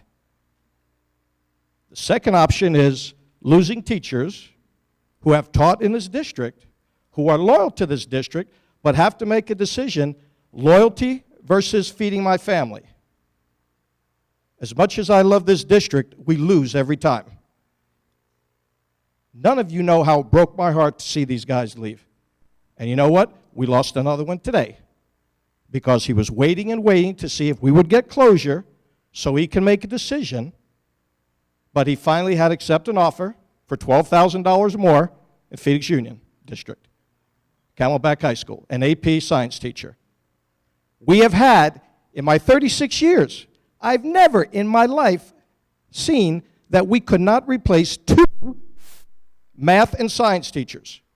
We had to have full-time subs at Deer Valley High School. We have a saying at Deer Valley, when you come into Deer Valley, the only way you leave is in a box because no one leaves. That's how loyal we are.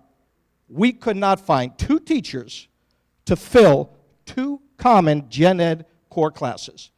Now, governing board, here's what it comes down to. If you don't address the inequitability that Mr. Gregoire brought up, and you don't get that closing of the gap, all of this is just a sugar rush. That's all it is. A third, a fourth year teacher, you know what they're going to do? They know their 5 years. They're going to be able to take those 5 years and transfer. They're going to look at districts that have a salary schedule, which I hope we finally put back, and then say, I'm making $5,000 more, just do the math. 10 years, I'm making $50,000. 20 years, I'll make $100,000. I can't afford to lose that much. So please, let's make sure, and I just want to ask, and could you answer this question, Mr. Gregoire, because this is what I heard. If we take that $1.5 million and put it into option C, is that what we're calling it, the board's plan? All right. Okay. Now, first of all, can I just say something? No one in here wants to do away with the Mandarin program. No one in here wants to do away with Renaissance. But the reality is, Ms. Fisher, you are absolutely correct. Those are budget negotiated items. I've never, in the history of being on associations, sitting down, trying to do collective bargaining, ever heard where we're putting those items into a quick fix, which we don't even know if it's going to occur. My question would be, God forbid, but if Prop 123 fails, bye-bye all those programs. There's your wish list, goodbye. So that should put an end to that discussion. Bring that money into $1.5 million into the best option. And if I'm wrong, Mr. Miglerino, you're the numbers guy, but everything I looked at, and if my math is correct, if we go with option C and add that $1.5 million, which means every teacher will see an increase, but not the substantial amount that the NST, but here's the most important thing, 80 to 85%. Now, if I'm wrong, please correct me, but 80 to 85% of those inequities that every single person has spoken about that they're going to have to make a decision on whether they're going to stay here are going to be addressed. That will stop the bleeding. I know it will. You just got to get us in the ballpark, for crying out loud. We're so far out in left field, we can't even compete. And it's not your fault, Okay, but make the right decision. Please look at the total picture, and let's value this district by valuing the teachers. And that's all I have to say. Anyone else? Let's bring it back to Linda here. Thank you for your comments. Dear Governing Board members, I am Linda Slavic, and I would like to thank you for requesting a study session so teachers may attend and listen to this discussion, as well as have the opportunity to express their concerns. It is important that the public see how discussions are made. Transparency will put an end to misinformation. For instance, the Deputy Superintendent told the NST team that we should not be surprised if the board gives teachers $5 million of the $6.2 million to fix the inequities. Then during negotiations, teachers were capped at $3 million. When I asked what happened to the $5 million plan, he responded that the board changed their minds. Teacher inequities need to be addressed. During the last board meeting, Mr. Baird accurately described an inequity issue. New teachers hired in our district are paid $800 a year for each year of experience. I find it disturbing that our district pays new teachers for their experience, while our dedicated teachers do not receive compensation for their years of experience. This hiring process has created the shocking scatter plot. Using $600 or $700 a year will not fix this inequity. This $800 problem requires the $800 solution. Please pay your current teachers what you are giving new hires. Perhaps the most troubling aspect of this discussion is that everyone acknowledges that our district created this unfair pay structure. Yet when they presented NST a list that included $1.5 million in requirements, unfortunately, fixing inequities did not make the list. It would seem to me that treating all of your employees fairly should be your first requirement. Okay, anybody on the NST? What I would ask, I think we've heard a lot of varied opinions, is number one, and I think you probably heard opinions from the board about these requirements. With that, again, I'm going to throw something out because we're in negotiations, and if nobody says anything, nothing's going to happen.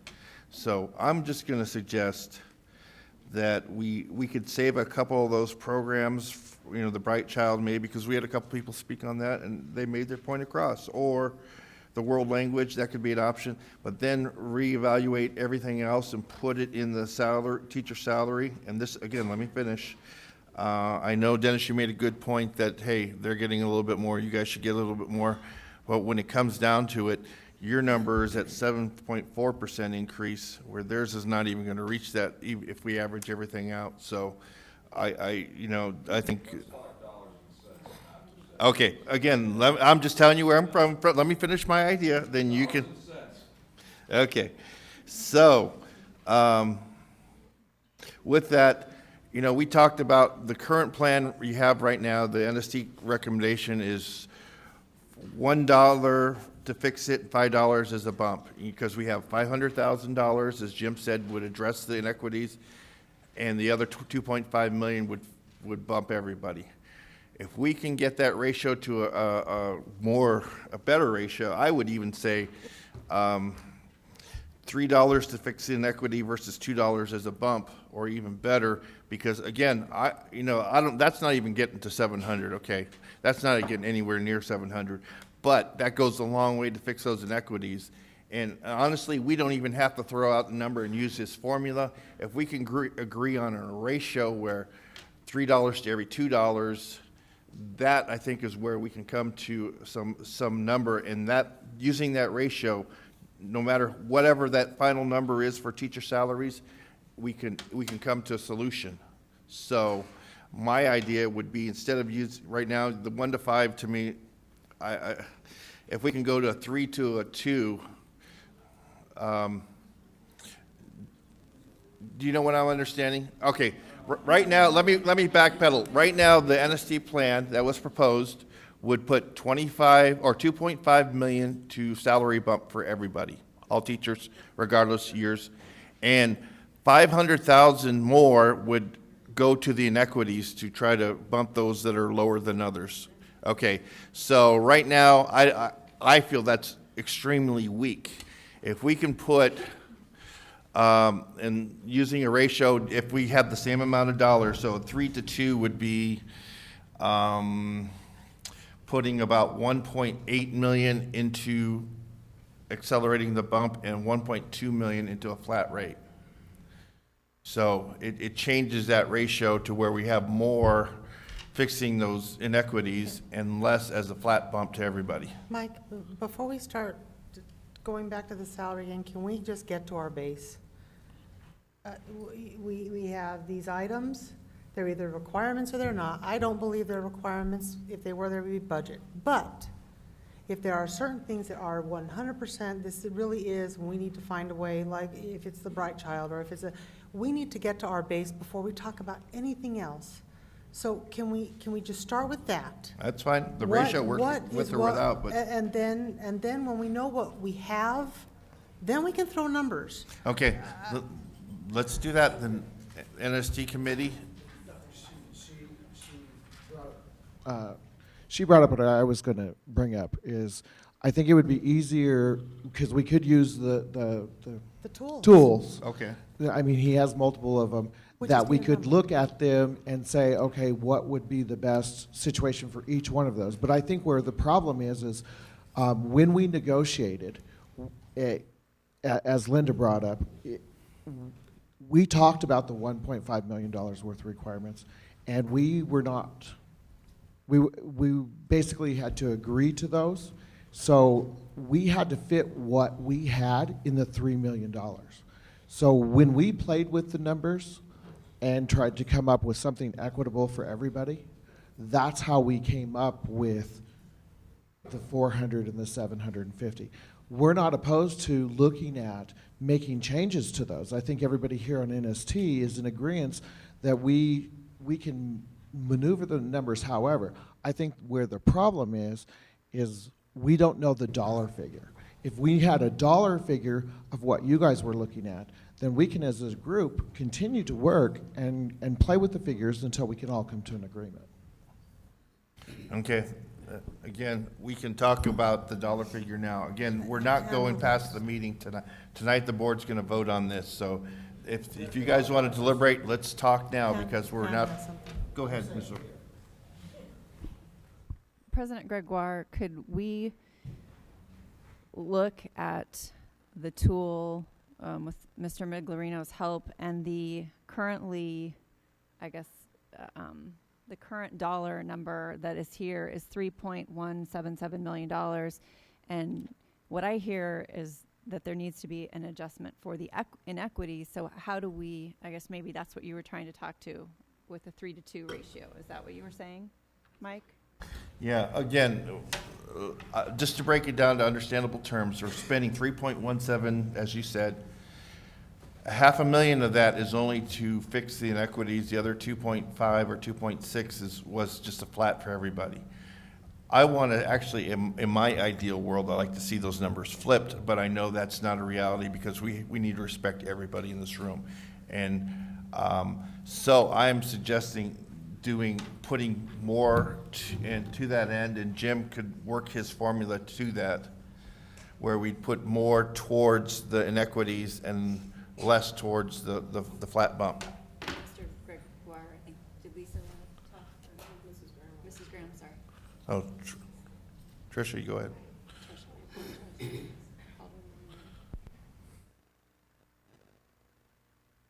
Oh, there's another one. Use the other one. There you go. Okay. Let's throw this one. Use Genesis. Screen. Okay. Make her a megaphone. Jim, question. Looking at the draft that we all looked at on April 20th, we had teacher salary inconsistencies, so 8.1 and 9.3 under options. 2.3 million was for teacher salary inconsistencies, and 737 was for the hard to fill addenda at 2,500.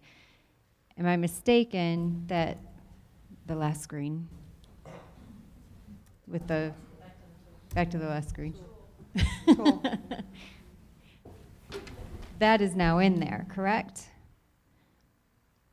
So instead of the two separate items, we are looking at 3 million at the bottom line. Yep. So those two things have been put together now. And it's a little bit less, but not. So this tool with these parameters represents what we agreed on in the NST, and it's just over $3 million.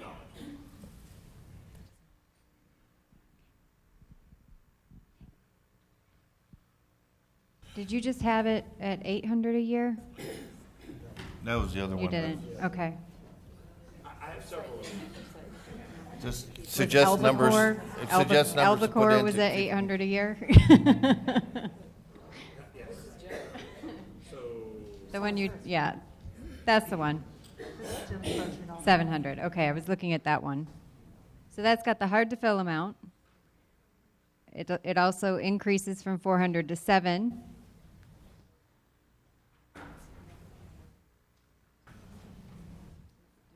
Yeah, this is the one that I suggested on the previous board meeting. The numbers here are what, and it came out to 4.3, but I was assuming to try to get some of that 1.5 into it, so.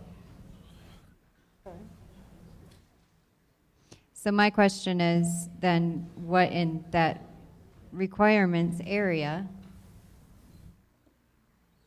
are we willing to discuss? Well, I think it's important. I think you've heard what the boards think, and the NST can assume what they want. You've heard the conversation, assume what you want, President and Gregoire, if could we there's- try the numbers to adjust the numbers to address the inequities, like you said, within the $3.18 million? Actually, I have the NST make the direction on how they want to do it, and then we can comment. Well, I was interested in if you could put $800 a year for Deer Valley Experience, $400 for out-of-district experience.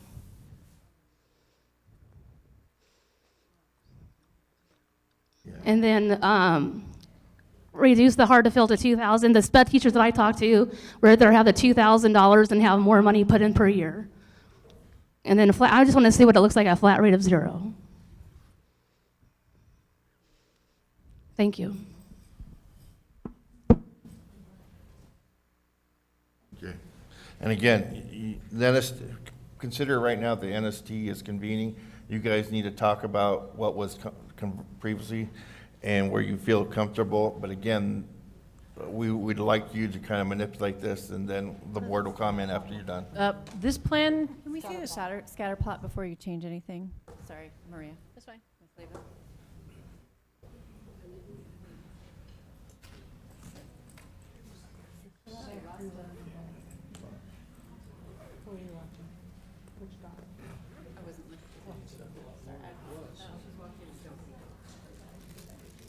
Yeah, that, it is. Yep. Whatever changes it and when it changes. Can we take 5? I'm going to take 5 because I'm going to pee my pants. Okay. Tell you what, the board is going to take 5. I want the NST to keep working and figuring out this number. We're going to be back, but some board members have to use the facility. So we're anyway, having a 5-minute so recess. Just call a 5-minute recess. We have to vote on a recess, don't we?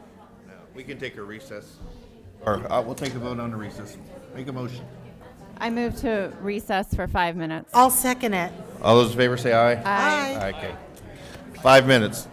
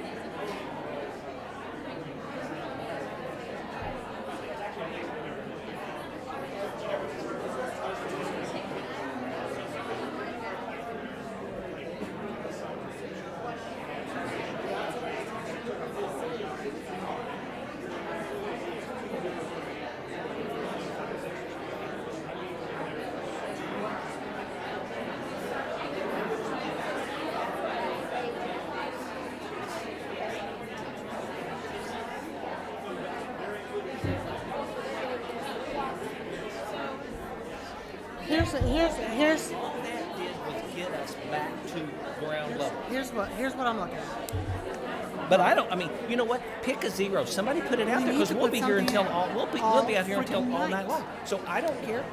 My model was half of it. My model was 750. Just hold on to the other 750 until we know what we've got.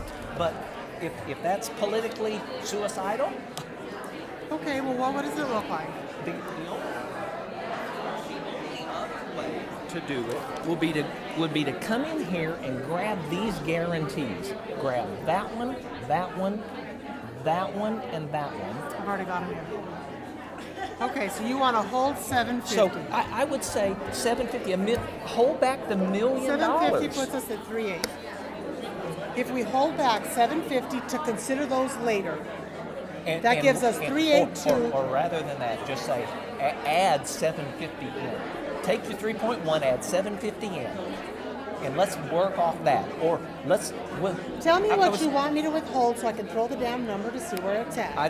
You said 750. You I threw it guys up. need to find a happy spot. James, what is the spot you need? 750.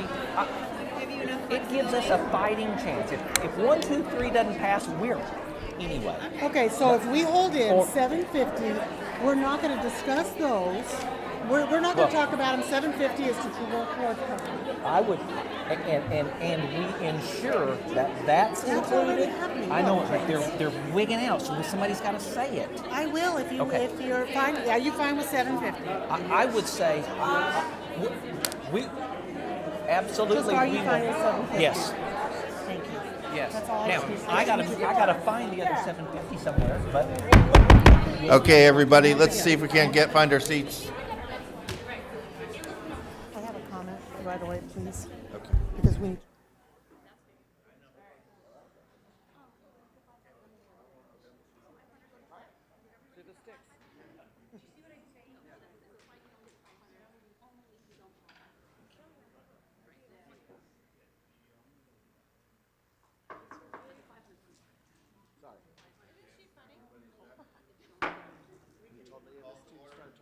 Call to order the special meeting. Ms. Fisher want to say some quick words, and then we're going to go back to NST real quick. Go ahead. Go ahead, Kim. Okay, whoa. We can't keep going in circles without a number. And we can't keep not kind of addressing some of this. So if we look at, can you throw this up, Jim? Okay. Under the options, we have number 15, which is the increased contingency staff, the classified salary increase of 2%. I'm going down the road. We have the 9-month custodians, and then we have the APs. I was under the understanding that those were done. Those are in. That's it. We're not even taking those off the table. We're not considering those. Those are in. Okay? This was my understanding, and you all can clarify later. Okay? Now, since the options for use, which we have under requirements, we always do want to honor these programs, but we don't know what that's going to look like. We don't know that this money is even going to come. We have made a commitment to positive things for our campuses, and that may be a bridge we have to cross. So I would like to propose that we just simply say we are not going to talk about any of those items, whether they're going to be whatever. They're all going to be thrown into a budget discussion. We are going to hold back $750,000 of the 1.5, throw the remainder into a bottom number so that we can move forward to decide what we're going to do with the salary. That would leave us with a number of $3,828,000 to address the inequities or whatever we're going to do with that teacher salary. Can I get the board Okay, no. and NST and whoever needs to agree to doing that? Okay, let's stop there because that's your opinion, and they've got to finish deliberating and bring what they We're going to be need. here all night if we don't have a bottom number. We need a That's number. their decision to make, and they'll present it to us, so let's go. Okay, now knowing what we do know about the bottom line, which is the other page with the yellow box. I don't have a fancy name for it, Jim. Sorry. The tool. I said tool. Oh, there we go. Yeah, so in readjusting this, the experience per year was readjusted to $775, which helps to address the inequities. The other experience per year, $200. The what hours? Oh yeah, your professional growth hours that may or may not have been honored previously, and the very important flat amount that has been there and has not been there. This is the latest proposal. We took $500 out of the hard to fill amount from $2,500 down to $2,000. This would be everybody working that job would receive that to begin with. This would be like a phase-in program to bring everybody up to, if you're working that position and somebody who got here a year ago is making more money than you, then we would phase you in to until ultimately you would be making an equal amount of money. Because we're gonna, if Prop 123 passes, we're gonna come to this every year. We're gonna have to figure out, okay, we tried that, now let's try something else. So this is the current proposal, and the bottom line is the bottom line. It says total. That's usually, this is what the screen that we're used to in NST. Whenever we start moving things around or adjusting everything in the yellow square, and then we move over to columns T, U, and V, because then we focus in on the people getting no raise, which has been anywhere from, and we realize that there's about 44, Jim, part-time employees that might be included in the 112. They get no raise. That number has been anywhere as high as, what? Oh, hard to fill, sorry. Move over, okay. QRS, sorry, the far left. That's our bottom line, really, looking at not the 500 or not the whatever number that people are getting no raise. It would be, we're looking at a significant amount of money there in the middle for people to help fix the inequity. So this is what we're tentatively, this is our draft proposal. And you can see the cost at the bottom would be $4.564 million.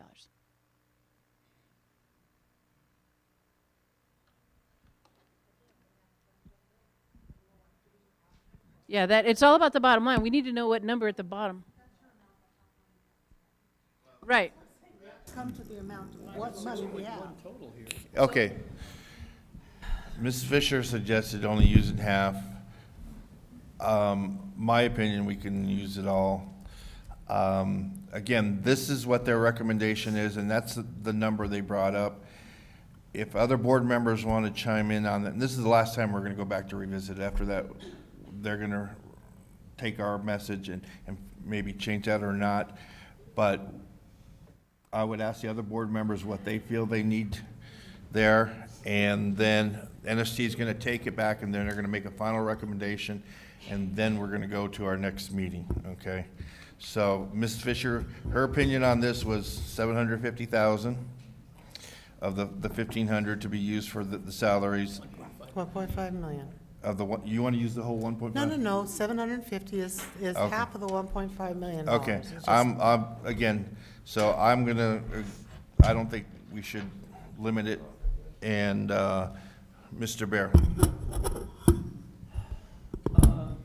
I'm personally disturbed by the requirements. Okay, let's just get So to the answer here. I would say, you know, I want to use that whole 1.5. Okay, million now, to beef up the salaries. then I would ask Ann O'Brien and Ann Ordway their opinions on this, and then the NST heard the opinion. They're probably not all equal, but then you can come back and figure out what's gonna pass, so. Go ahead, Ms. O'Brien. I concur with Mrs. Fisher to use the $750,000 of the amount. Well, that's all we're holding, is what I said. I just Sorry, threw in we a would number to hold $750,000 for budget discussions later. Okay, Ms. Ordway. being as, I don't know if we're in the NST negotiations right now, it's kind of like awkward, I'm not quite sure who's doing what, because we've never been part of this, so I see this end of the table's eyebrows going up and frantically writing, so when you said what you said over here, I don't know what part of NST has decided, because it's the whole table, right? Right. Okay, so my opinion is that the seven, Kim, what number did you say? And I know I you just just threw threw out a it out. number, 750, Okay, the 750 just is to keep held, back, is held to back. consider the Okay. others. So that leaves what, Jim, who has the big calculator? Because we just have to come to a number. Because they need to be given a number, a bottom line number. Okay, so it's a split. So now what do they do? If we give them a number to work with, now they're gonna do their little, they're gonna do their stuff? Yeah, instead of having another meeting next week and coming back to the board, Well, and vice but- versa, we're directing them now. I get that, but Well, but can you're I say asking them. But Dennis, just let me finish this. It's like we're having this discussion as a decision-making process. This is a big deal, obviously, and I don't know that this is enough time to process anything that we're going to come to a conclusion on, to then at 9 o'clock, 10 o'clock, whatever the time is, and then make this great decision and go, yeah, this is good. I don't know that we have enough time to process whatever this is that we're going to come up with, and that's my problem with having special study sessions after something that some people in the room have talked about for a week, some people haven't. We've had all these ideas. We've got to be able, and Michael, I don't mean to annoy you, but that's how I think.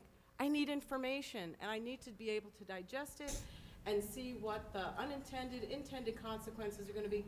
And I don't mean to put this off anymore, but we kind of put it off until the last minute anyway. So I would like to be able to have enough time to figure out whatever it is we want them to do, even though we haven't told them what we want them to do. Okay. With that being said, I could comment on it, but I'd be wasting time because it's minutia. NST, you've President heard the board. Gregoire, I would ask you to. I do have one other comment, because I do think that this does change this negotiation process for the NST. As Dennis mentioned earlier, they asked for what they asked based on the information they had previously, which, and I'm sorry, my brain's getting a little mushy, $4.6 million number, and dividing it all amongst all of them, as well as the same for BLT. So I hope that the governing board members will respect that this change in dollar amount also changes, I believe, members' could potentially change their decision about what they originally asked for and agreed to, which is why, and I'm going to cut you there, which is why they're going to meet and talk about this now, okay? I know you guys do it in private, but we're trying to be as transparent as possible, and you guys need to speak up. The board has made their commitment. I know, Ann, this is their problem to deal with now. It's NST's. If they want to, classified wants to do it, then they can bring forth the number with the bigger amount, Dennis. That's what you guys need to talk about. But we're not going to play. We got to get this solved, and so we threw the ball back in your court now. You've heard the opinions of the board. Now you guys need to bring back another solution for us. Otherwise, as a board, we can just go sit up there and do it ourselves, but we want you guys to do it. I'd like to say something. Go ahead, Dennis. And I hope that my other two compadres here would agree with me, but one group is being satisfied and the other two groups are being thrown under the bus. So unless there's more money for the other two groups, I don't know that we need to go anywhere right now. So I guess the question is there more money for the other two groups to even bother to just have a discussion?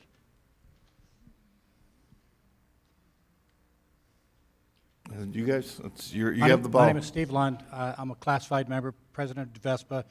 We as a group, the NST committee, came to an agreement several weeks ago, brought this to you, and we've been told that there's different numbers that you want us to use. I'm going to agree with Dennis. If you want us to add more money in to one group of employees, what you're saying is you don't value all of us together collectively making this district strong. I hear all the teachers speaking. I respect that, but when you look at the average salary between the different groups, You're not considering that the classified at an average salary at $27,000 is equally as hard to try to make a living as a single parent, if not harder than what a single parent of a teacher makes. So I'm not arguing that we deserve or need to be paid the same as a teacher. I'm just saying if you want to add $1.5 million to our number, or in this case, half of that, $750,000 to that number, then some of that is going to have to be considered for the other two groups and not just solely for the teachers. This is Harley Kelman. I think what the board is trying to get us to do is to do our normal NST process. We have thrown out a figure here. I think what they're looking for us to do is to make those recommendations. So if you guys would like to make a recommendation to have additional things, then this is your opportunity to do that. We need to play with the numbers and make those proposals to see what it comes up with. I think that's what the idea is behind, and then as we have our discussions and we do our normal NST process, then as we stop, they're going to give us their comments. We're going to continue to make adjustments and go back and forth. I think that is what they want from us. So we made a proposal. I don't know how it's going to fit into the figures. They kind of gave their opinion that the 1.5 million wants to go there. If classified feels that they need more money, then bring to the table what additional money you want, and same with BLT. Thank you, Harley. And I'd just like to add that when I look at those figures up there, you know, and again, I'll start with what I've always said at every single one of those meetings, there are huge teacher inequities. There absolutely are. Our classified are equally as important, and we need to value what admin brings to the table as well, and how we support both of those groups. And many of us were also in those positions being held at you know, stagnant salaries as well. When I look at the 4.5, you just changed the table on me, Jim. The 4.5 million, the math does not compute to me, so I'm not sure how the math is computing for you. So, you know, with what else, the other things that we still have here, I don't know how we can look at that open-minded and think that that's going to work. So I need a little bit more help with the math. I also am going to bring up the elephant right here, the $200 for experience. Does that mean that anyone new that we hire on or try to hire on will only get that amount for years? Again, that should be negotiated in the language committee, and again, based off of not necessarily, because I think the language NST will be meeting after a decision is made on these decisions. But to make it clear, no, this is something completely different. This is resetting every single teacher employee that we have into a formula, in a new base, honoring their outside years of experience at a certain rate, honoring their inside years of experience at a certain rate. This does not address employees that we will be hiring. That new formula will be negotiated after this decision. And so then I look at the bottom line, and if you look at options in that original amount, then that changes from 4.6 million, so it was 4,599,000. Now it's up to 5,244,854. No, that's just the total under the options area for everything that I'm assuming the board had agreed that was good. And then looking at the requirements portion, holding 750,000 in there. So essentially what we have to do as an NST is look at those and prioritize. What are we doing? Again, Tonight, all we need is the salary. We can figure out the priorities on those other items later, okay? So tonight's all about salaries, so. What is the bottom line, though? Excuse me, President Gregoire, can I have a clarification? Because I think there's some confusion about what we are asking the NST to do. So I want to ensure that what we are asking them to do is that we are taking we are holding back under the requirement section $750,000, and we are giving or asking the NST to, in addition, use that $750,000 along with the $4.6 million you had already been using. Is that correct, President Gregoire? Their judgment is the 750 or 15. We only had 2 board members. We can't take a vote. We can only direct by comments. And they've heard. Actually, President Gregoire, there were 3 of us. Okay. So does that clarify what we're asking them to do? Is that we're saying that the now requirement number that you had been using before was 1.5365. It is now 750,000. Okay. If they heard 3, that's No, 3. we're asking you to add 750,000 to your total. Not to the 3 million necessarily, but to the NST, your total picture. So now you need to present us with how additionally you would spend that $750,000. Does that make sense? Without worrying about the requirement section. Does that make sense? Yeah. So the total Mrs. would Graham? be $5,350,000.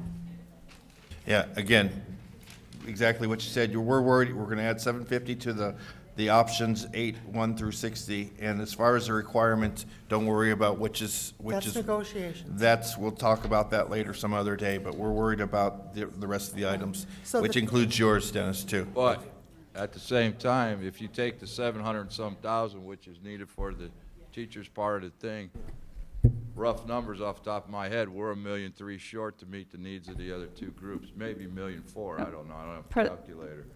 President Gregoire and Dennis, that's what I'm trying to say is we're not saying that $750,000 goes to the teacher salary. We're saying the $750,000 goes into the bucket. So when you all negotiated, negotiated $4.6 million because you were told that there were $1.5 million in requirements.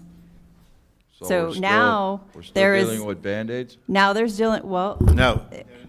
Again, you have 750,000, figure out how to dole it out between certified, classified, and, okay. And let's try to hold our comments and let them finish.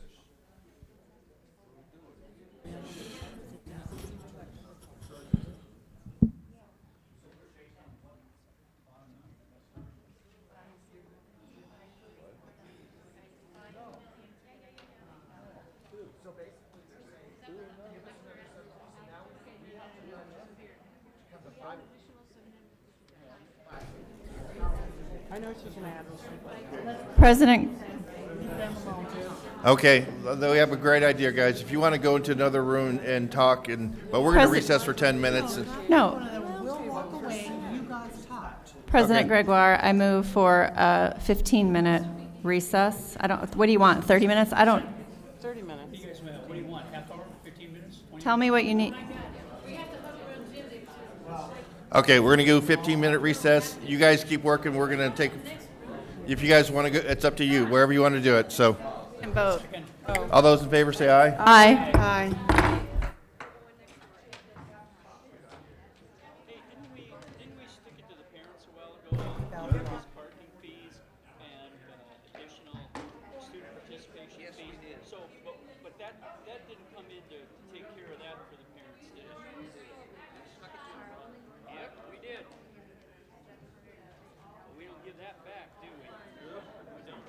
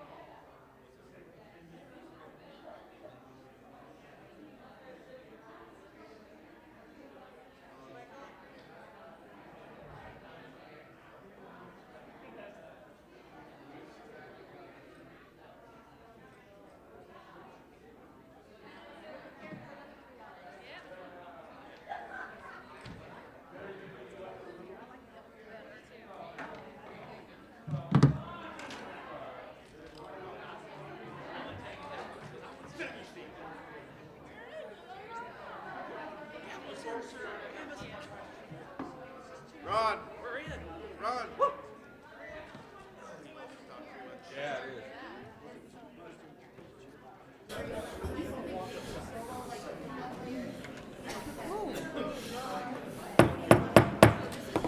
Okay, we are back from recess. So, Jim, you want to take it away? What was? I just wanted to thank everybody for your patience as we worked, and I also wanted to thank the negotiation solution team for having these discussions in good faith. So what we have suggested based on the criteria that we heard of increasing the added requirements of, or reducing the added requirements, by half, by 750,000, we have created a salary adjustment, and I can show you the tool as well, but it's values the years of service at $700 for Deer Valley years of service, $200 for non-Deer Valley years of service, and includes a $500 flat increase. That costs $2.884 million, and we've reduced the hard to fill addendum amount. It was at 2,000 down to or it was at 2,500 down to 2,000 for 751,000. The classified salary increase grew to 2.5% from 2%, and the principal salary inequities would be addressed, which was previously on the list but was not funded. Similar to the professional growth credit hour value that you see there. That's $57,000. That gets us, you can see over here, $33,000 over the requirement, which was within reason based on the numbers we're looking at. So for the tool, make sure I have the right one. This is what the increase looks like. Again, $700 for Deer Valley experience, $200 for non-Deer Valley experience, a $500 flat amount, and a $2,000 hard to fill. So you can see the distribution here between the raise that would be applied and then the total change in compensation, with the majority of the money, almost $1.5 million of it, and just salary, not counting the benefits, being the adjustment for the plan, and I'll show you what the scatter graph looks like momentarily. Flat increases at $940,000, and the hard to fill addenda, which has been reduced from 25 to 2,000, of $751. So the scatter graph now appears like this, and which is an improvement from what was previously the negotiation solution team recommendation. So we would have to work on some conforming language along with adjustments to any of the salary schedules, and that as a result of these changes, but we would be happy to do that pending the outcome from the board's input. Okay, I would think, quick question, go ahead, Ann. A quick question for the hard to fill that we are referring to here. Could you please give me a definition of what those positions of hard to fill are for this? So there's we have hard to fill guidelines that are available on our website, and so I'm just going to give you an overview of that. It's all gifted positions are hard to fill. All higher level math at the high school level are hard to fill. All high school science is hard to fill. All foreign language positions are hard to fill. And head varsity football coach as well as band director are hard to fill. And I'm sorry, special ed, which is the probably biggest category. I don't know how I could have. Yeah.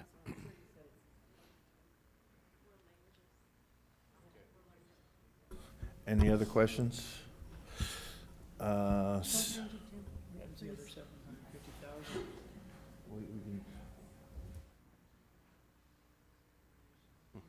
can talk about the other 750 at a later conversation when we're talking about these programs. Okay.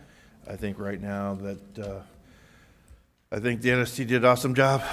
We did it in 3.5 hours, but I think it came out better now than when on both plans than what it was before, so I'm going to ask that we adjourn this meeting unless there's any other concerns from the board, and we go into our formal board meeting to vote on. I'm asking for a motion. I make a motion that we adjourn this meeting.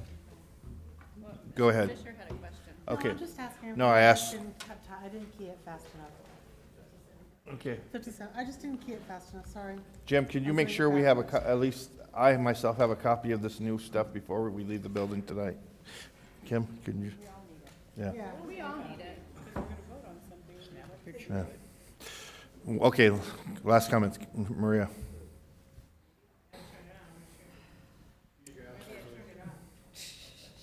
I just want to say we all took a vote, and we all agree this is the package that's on the table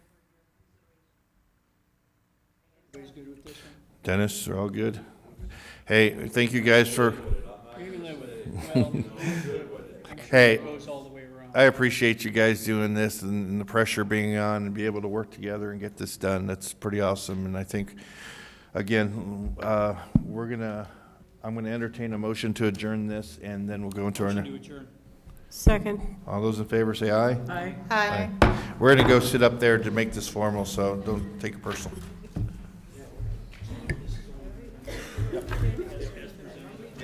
I'm gonna leave that all there.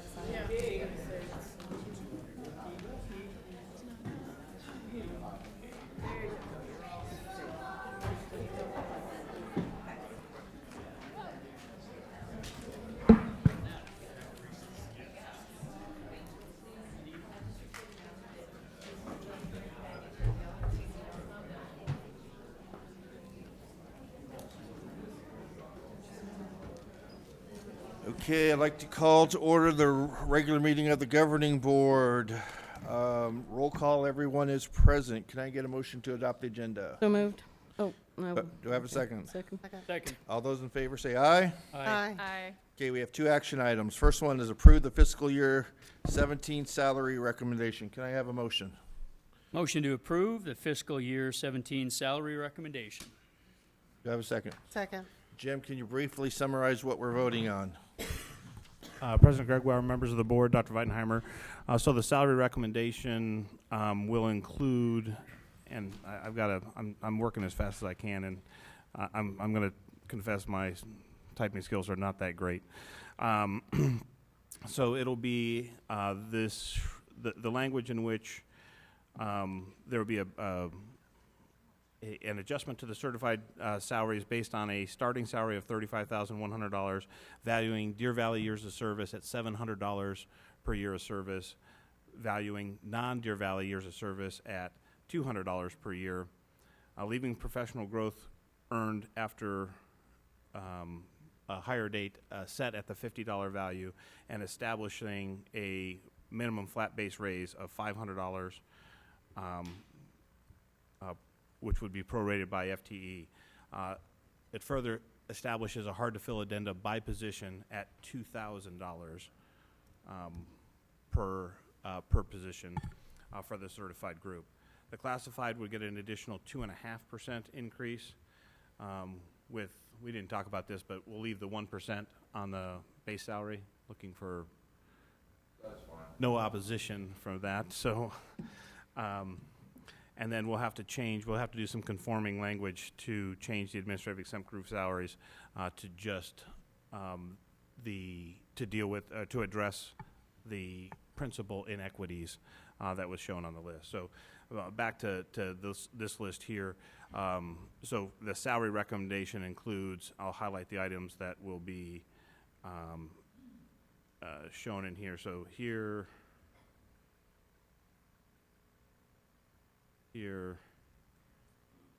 and here, those will be the highlighted items that will be part of the salary recommendation. Anything else will be brought forth in the budget process itself. We didn't approve the custodians? I thought we did. It's included in it, but it's not a salary recommendation. Oh, you're right. Sorry. So the only thing for your consideration this evening is the salary recommendation. That's why I'm highlighting those. It's not that those won't be approved. It's just that, in fact, I highlighted the assistant principals, and technically that would be a budget item as well. Okay, okay, good. I just have one question. Is there I don't see it there, but prior, we had a cap on the years of service when coming in. Are we doing away with that? President Gregoire, Ms. Ordway, we had a cap on the credit for years of service, but what we found is that it really had very little impact on the actual dollar amount. So Okay. we had it set in the tool. You probably saw it there. It was set at 100 years. Well, I just wanted to clear that up. You know, you never know. We did check. We might have one teacher left at 100 years. I'm just kidding, obviously.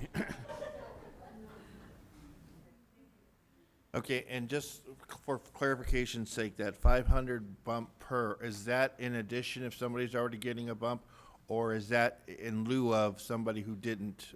In other words, the minimum is 500 and. President Gregoire, the minimum is 500, but it's not a guarantee that they get the increase from the predicted salary plus the 500. Okay, yeah, it's just to compensate for those. Correct. Okay, that's what I wanted to know. Okay. Dan has a question. Go ahead. President Gregoire, Mr. Miglorino, I just, for clarification, because there was a concern expressed, if we have issued a contract for $51,400 for next year, and that salary should have been less because of the formula, they are not going to get less than the contract they have signed and turned into Deer Valley.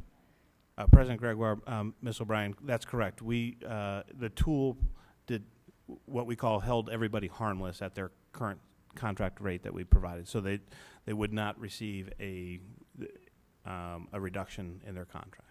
Perfect. Thank you for clarifying Yeah, that. otherwise that bubble thing would have flattened out at the top two. And besides, we're legally bound by those contracts, but I did want to make sure for anybody else, because unfortunately there has been some misinformation. I wanted to clarify that for all Yeah. who are here or listening and watching. The only people who get overpaid in this district is the board. So with that, I will call the vote. All those in favor say aye. Aye. Aye. Aye. 5-0. Okay, item 4B, approve the 2016-17 salary schedules. Do we? Jim, why don't you clarify what we're voting on again? We need a Make the motion. We need a motion and a second. Okay, go ahead. Hello. Thank you, Mr. President. Go ahead. I would make a motion that the board approve the 2016-2017 salary schedules, item B. Second. Okay, now Jim. President Gregoire, members of the board, Dr. Weidenheimer. So this would be, all of what we've talked about this evening is all contingent on Proposition 123 passing. So what we're asking for in this particular item is an approval of a contingent salary or hiring schedule increase should Proposition 123 pass.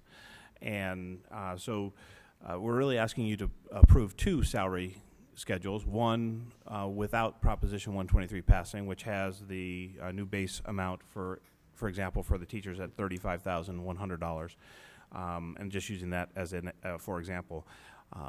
It's the same base amount if Proposition 123, I'm sorry, it would be the increase from before of the $758 that we had if Prop 123 doesn't pass. So it's $34,769.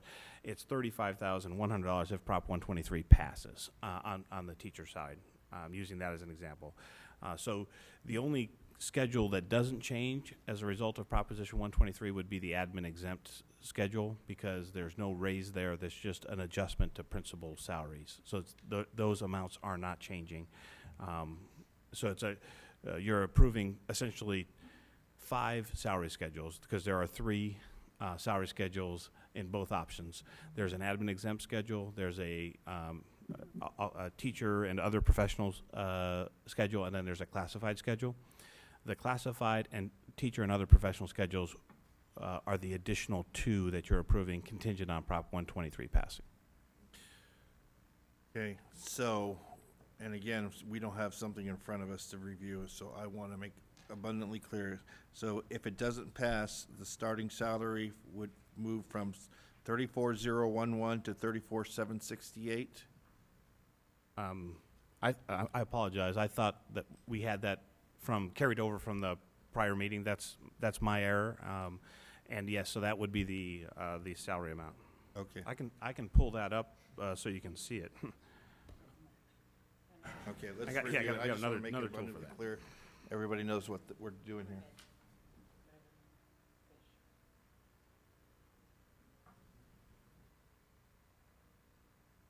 So this is the other professional salary, and teachers are on here in alphabetical order somewhere. Okay, I've seen, okay. I know what document you're referring to. This is what we're voting on right now. Did I go past it? The one we have. Yeah, that's what you have. There. Hey, how about that one? 34,789. I was going from memory. I apologize. And so this is without Proposition 23 passing, and it's in the heading of this. And then this is the other professional here, certified here, 35-1, with Proposition 123 passing. And if I showed you this in a print preview, which is going to be almost impossible to read, I'm obligated to this. Right Make there. it smaller, we're not squinting enough at this hour. It's in the heading, so it doesn't display in the actual amount. And so the classified, there's two for the classified as well, two different salary schedules, one with and without, and there's a slight increase for the additional 1% that we'd be adding to the classified hiring schedules. Okay, any other questions before we take the vote? Seeing none, call the vote. All those in favor say aye. Aye. Aye. Aye. Aye. Can I entertain a motion to adjourn? Motion to adjourn? Do I have a Second. All those in favor say aye. Aye. Aye. We are adjourned. Thank you, everybody. Thank you.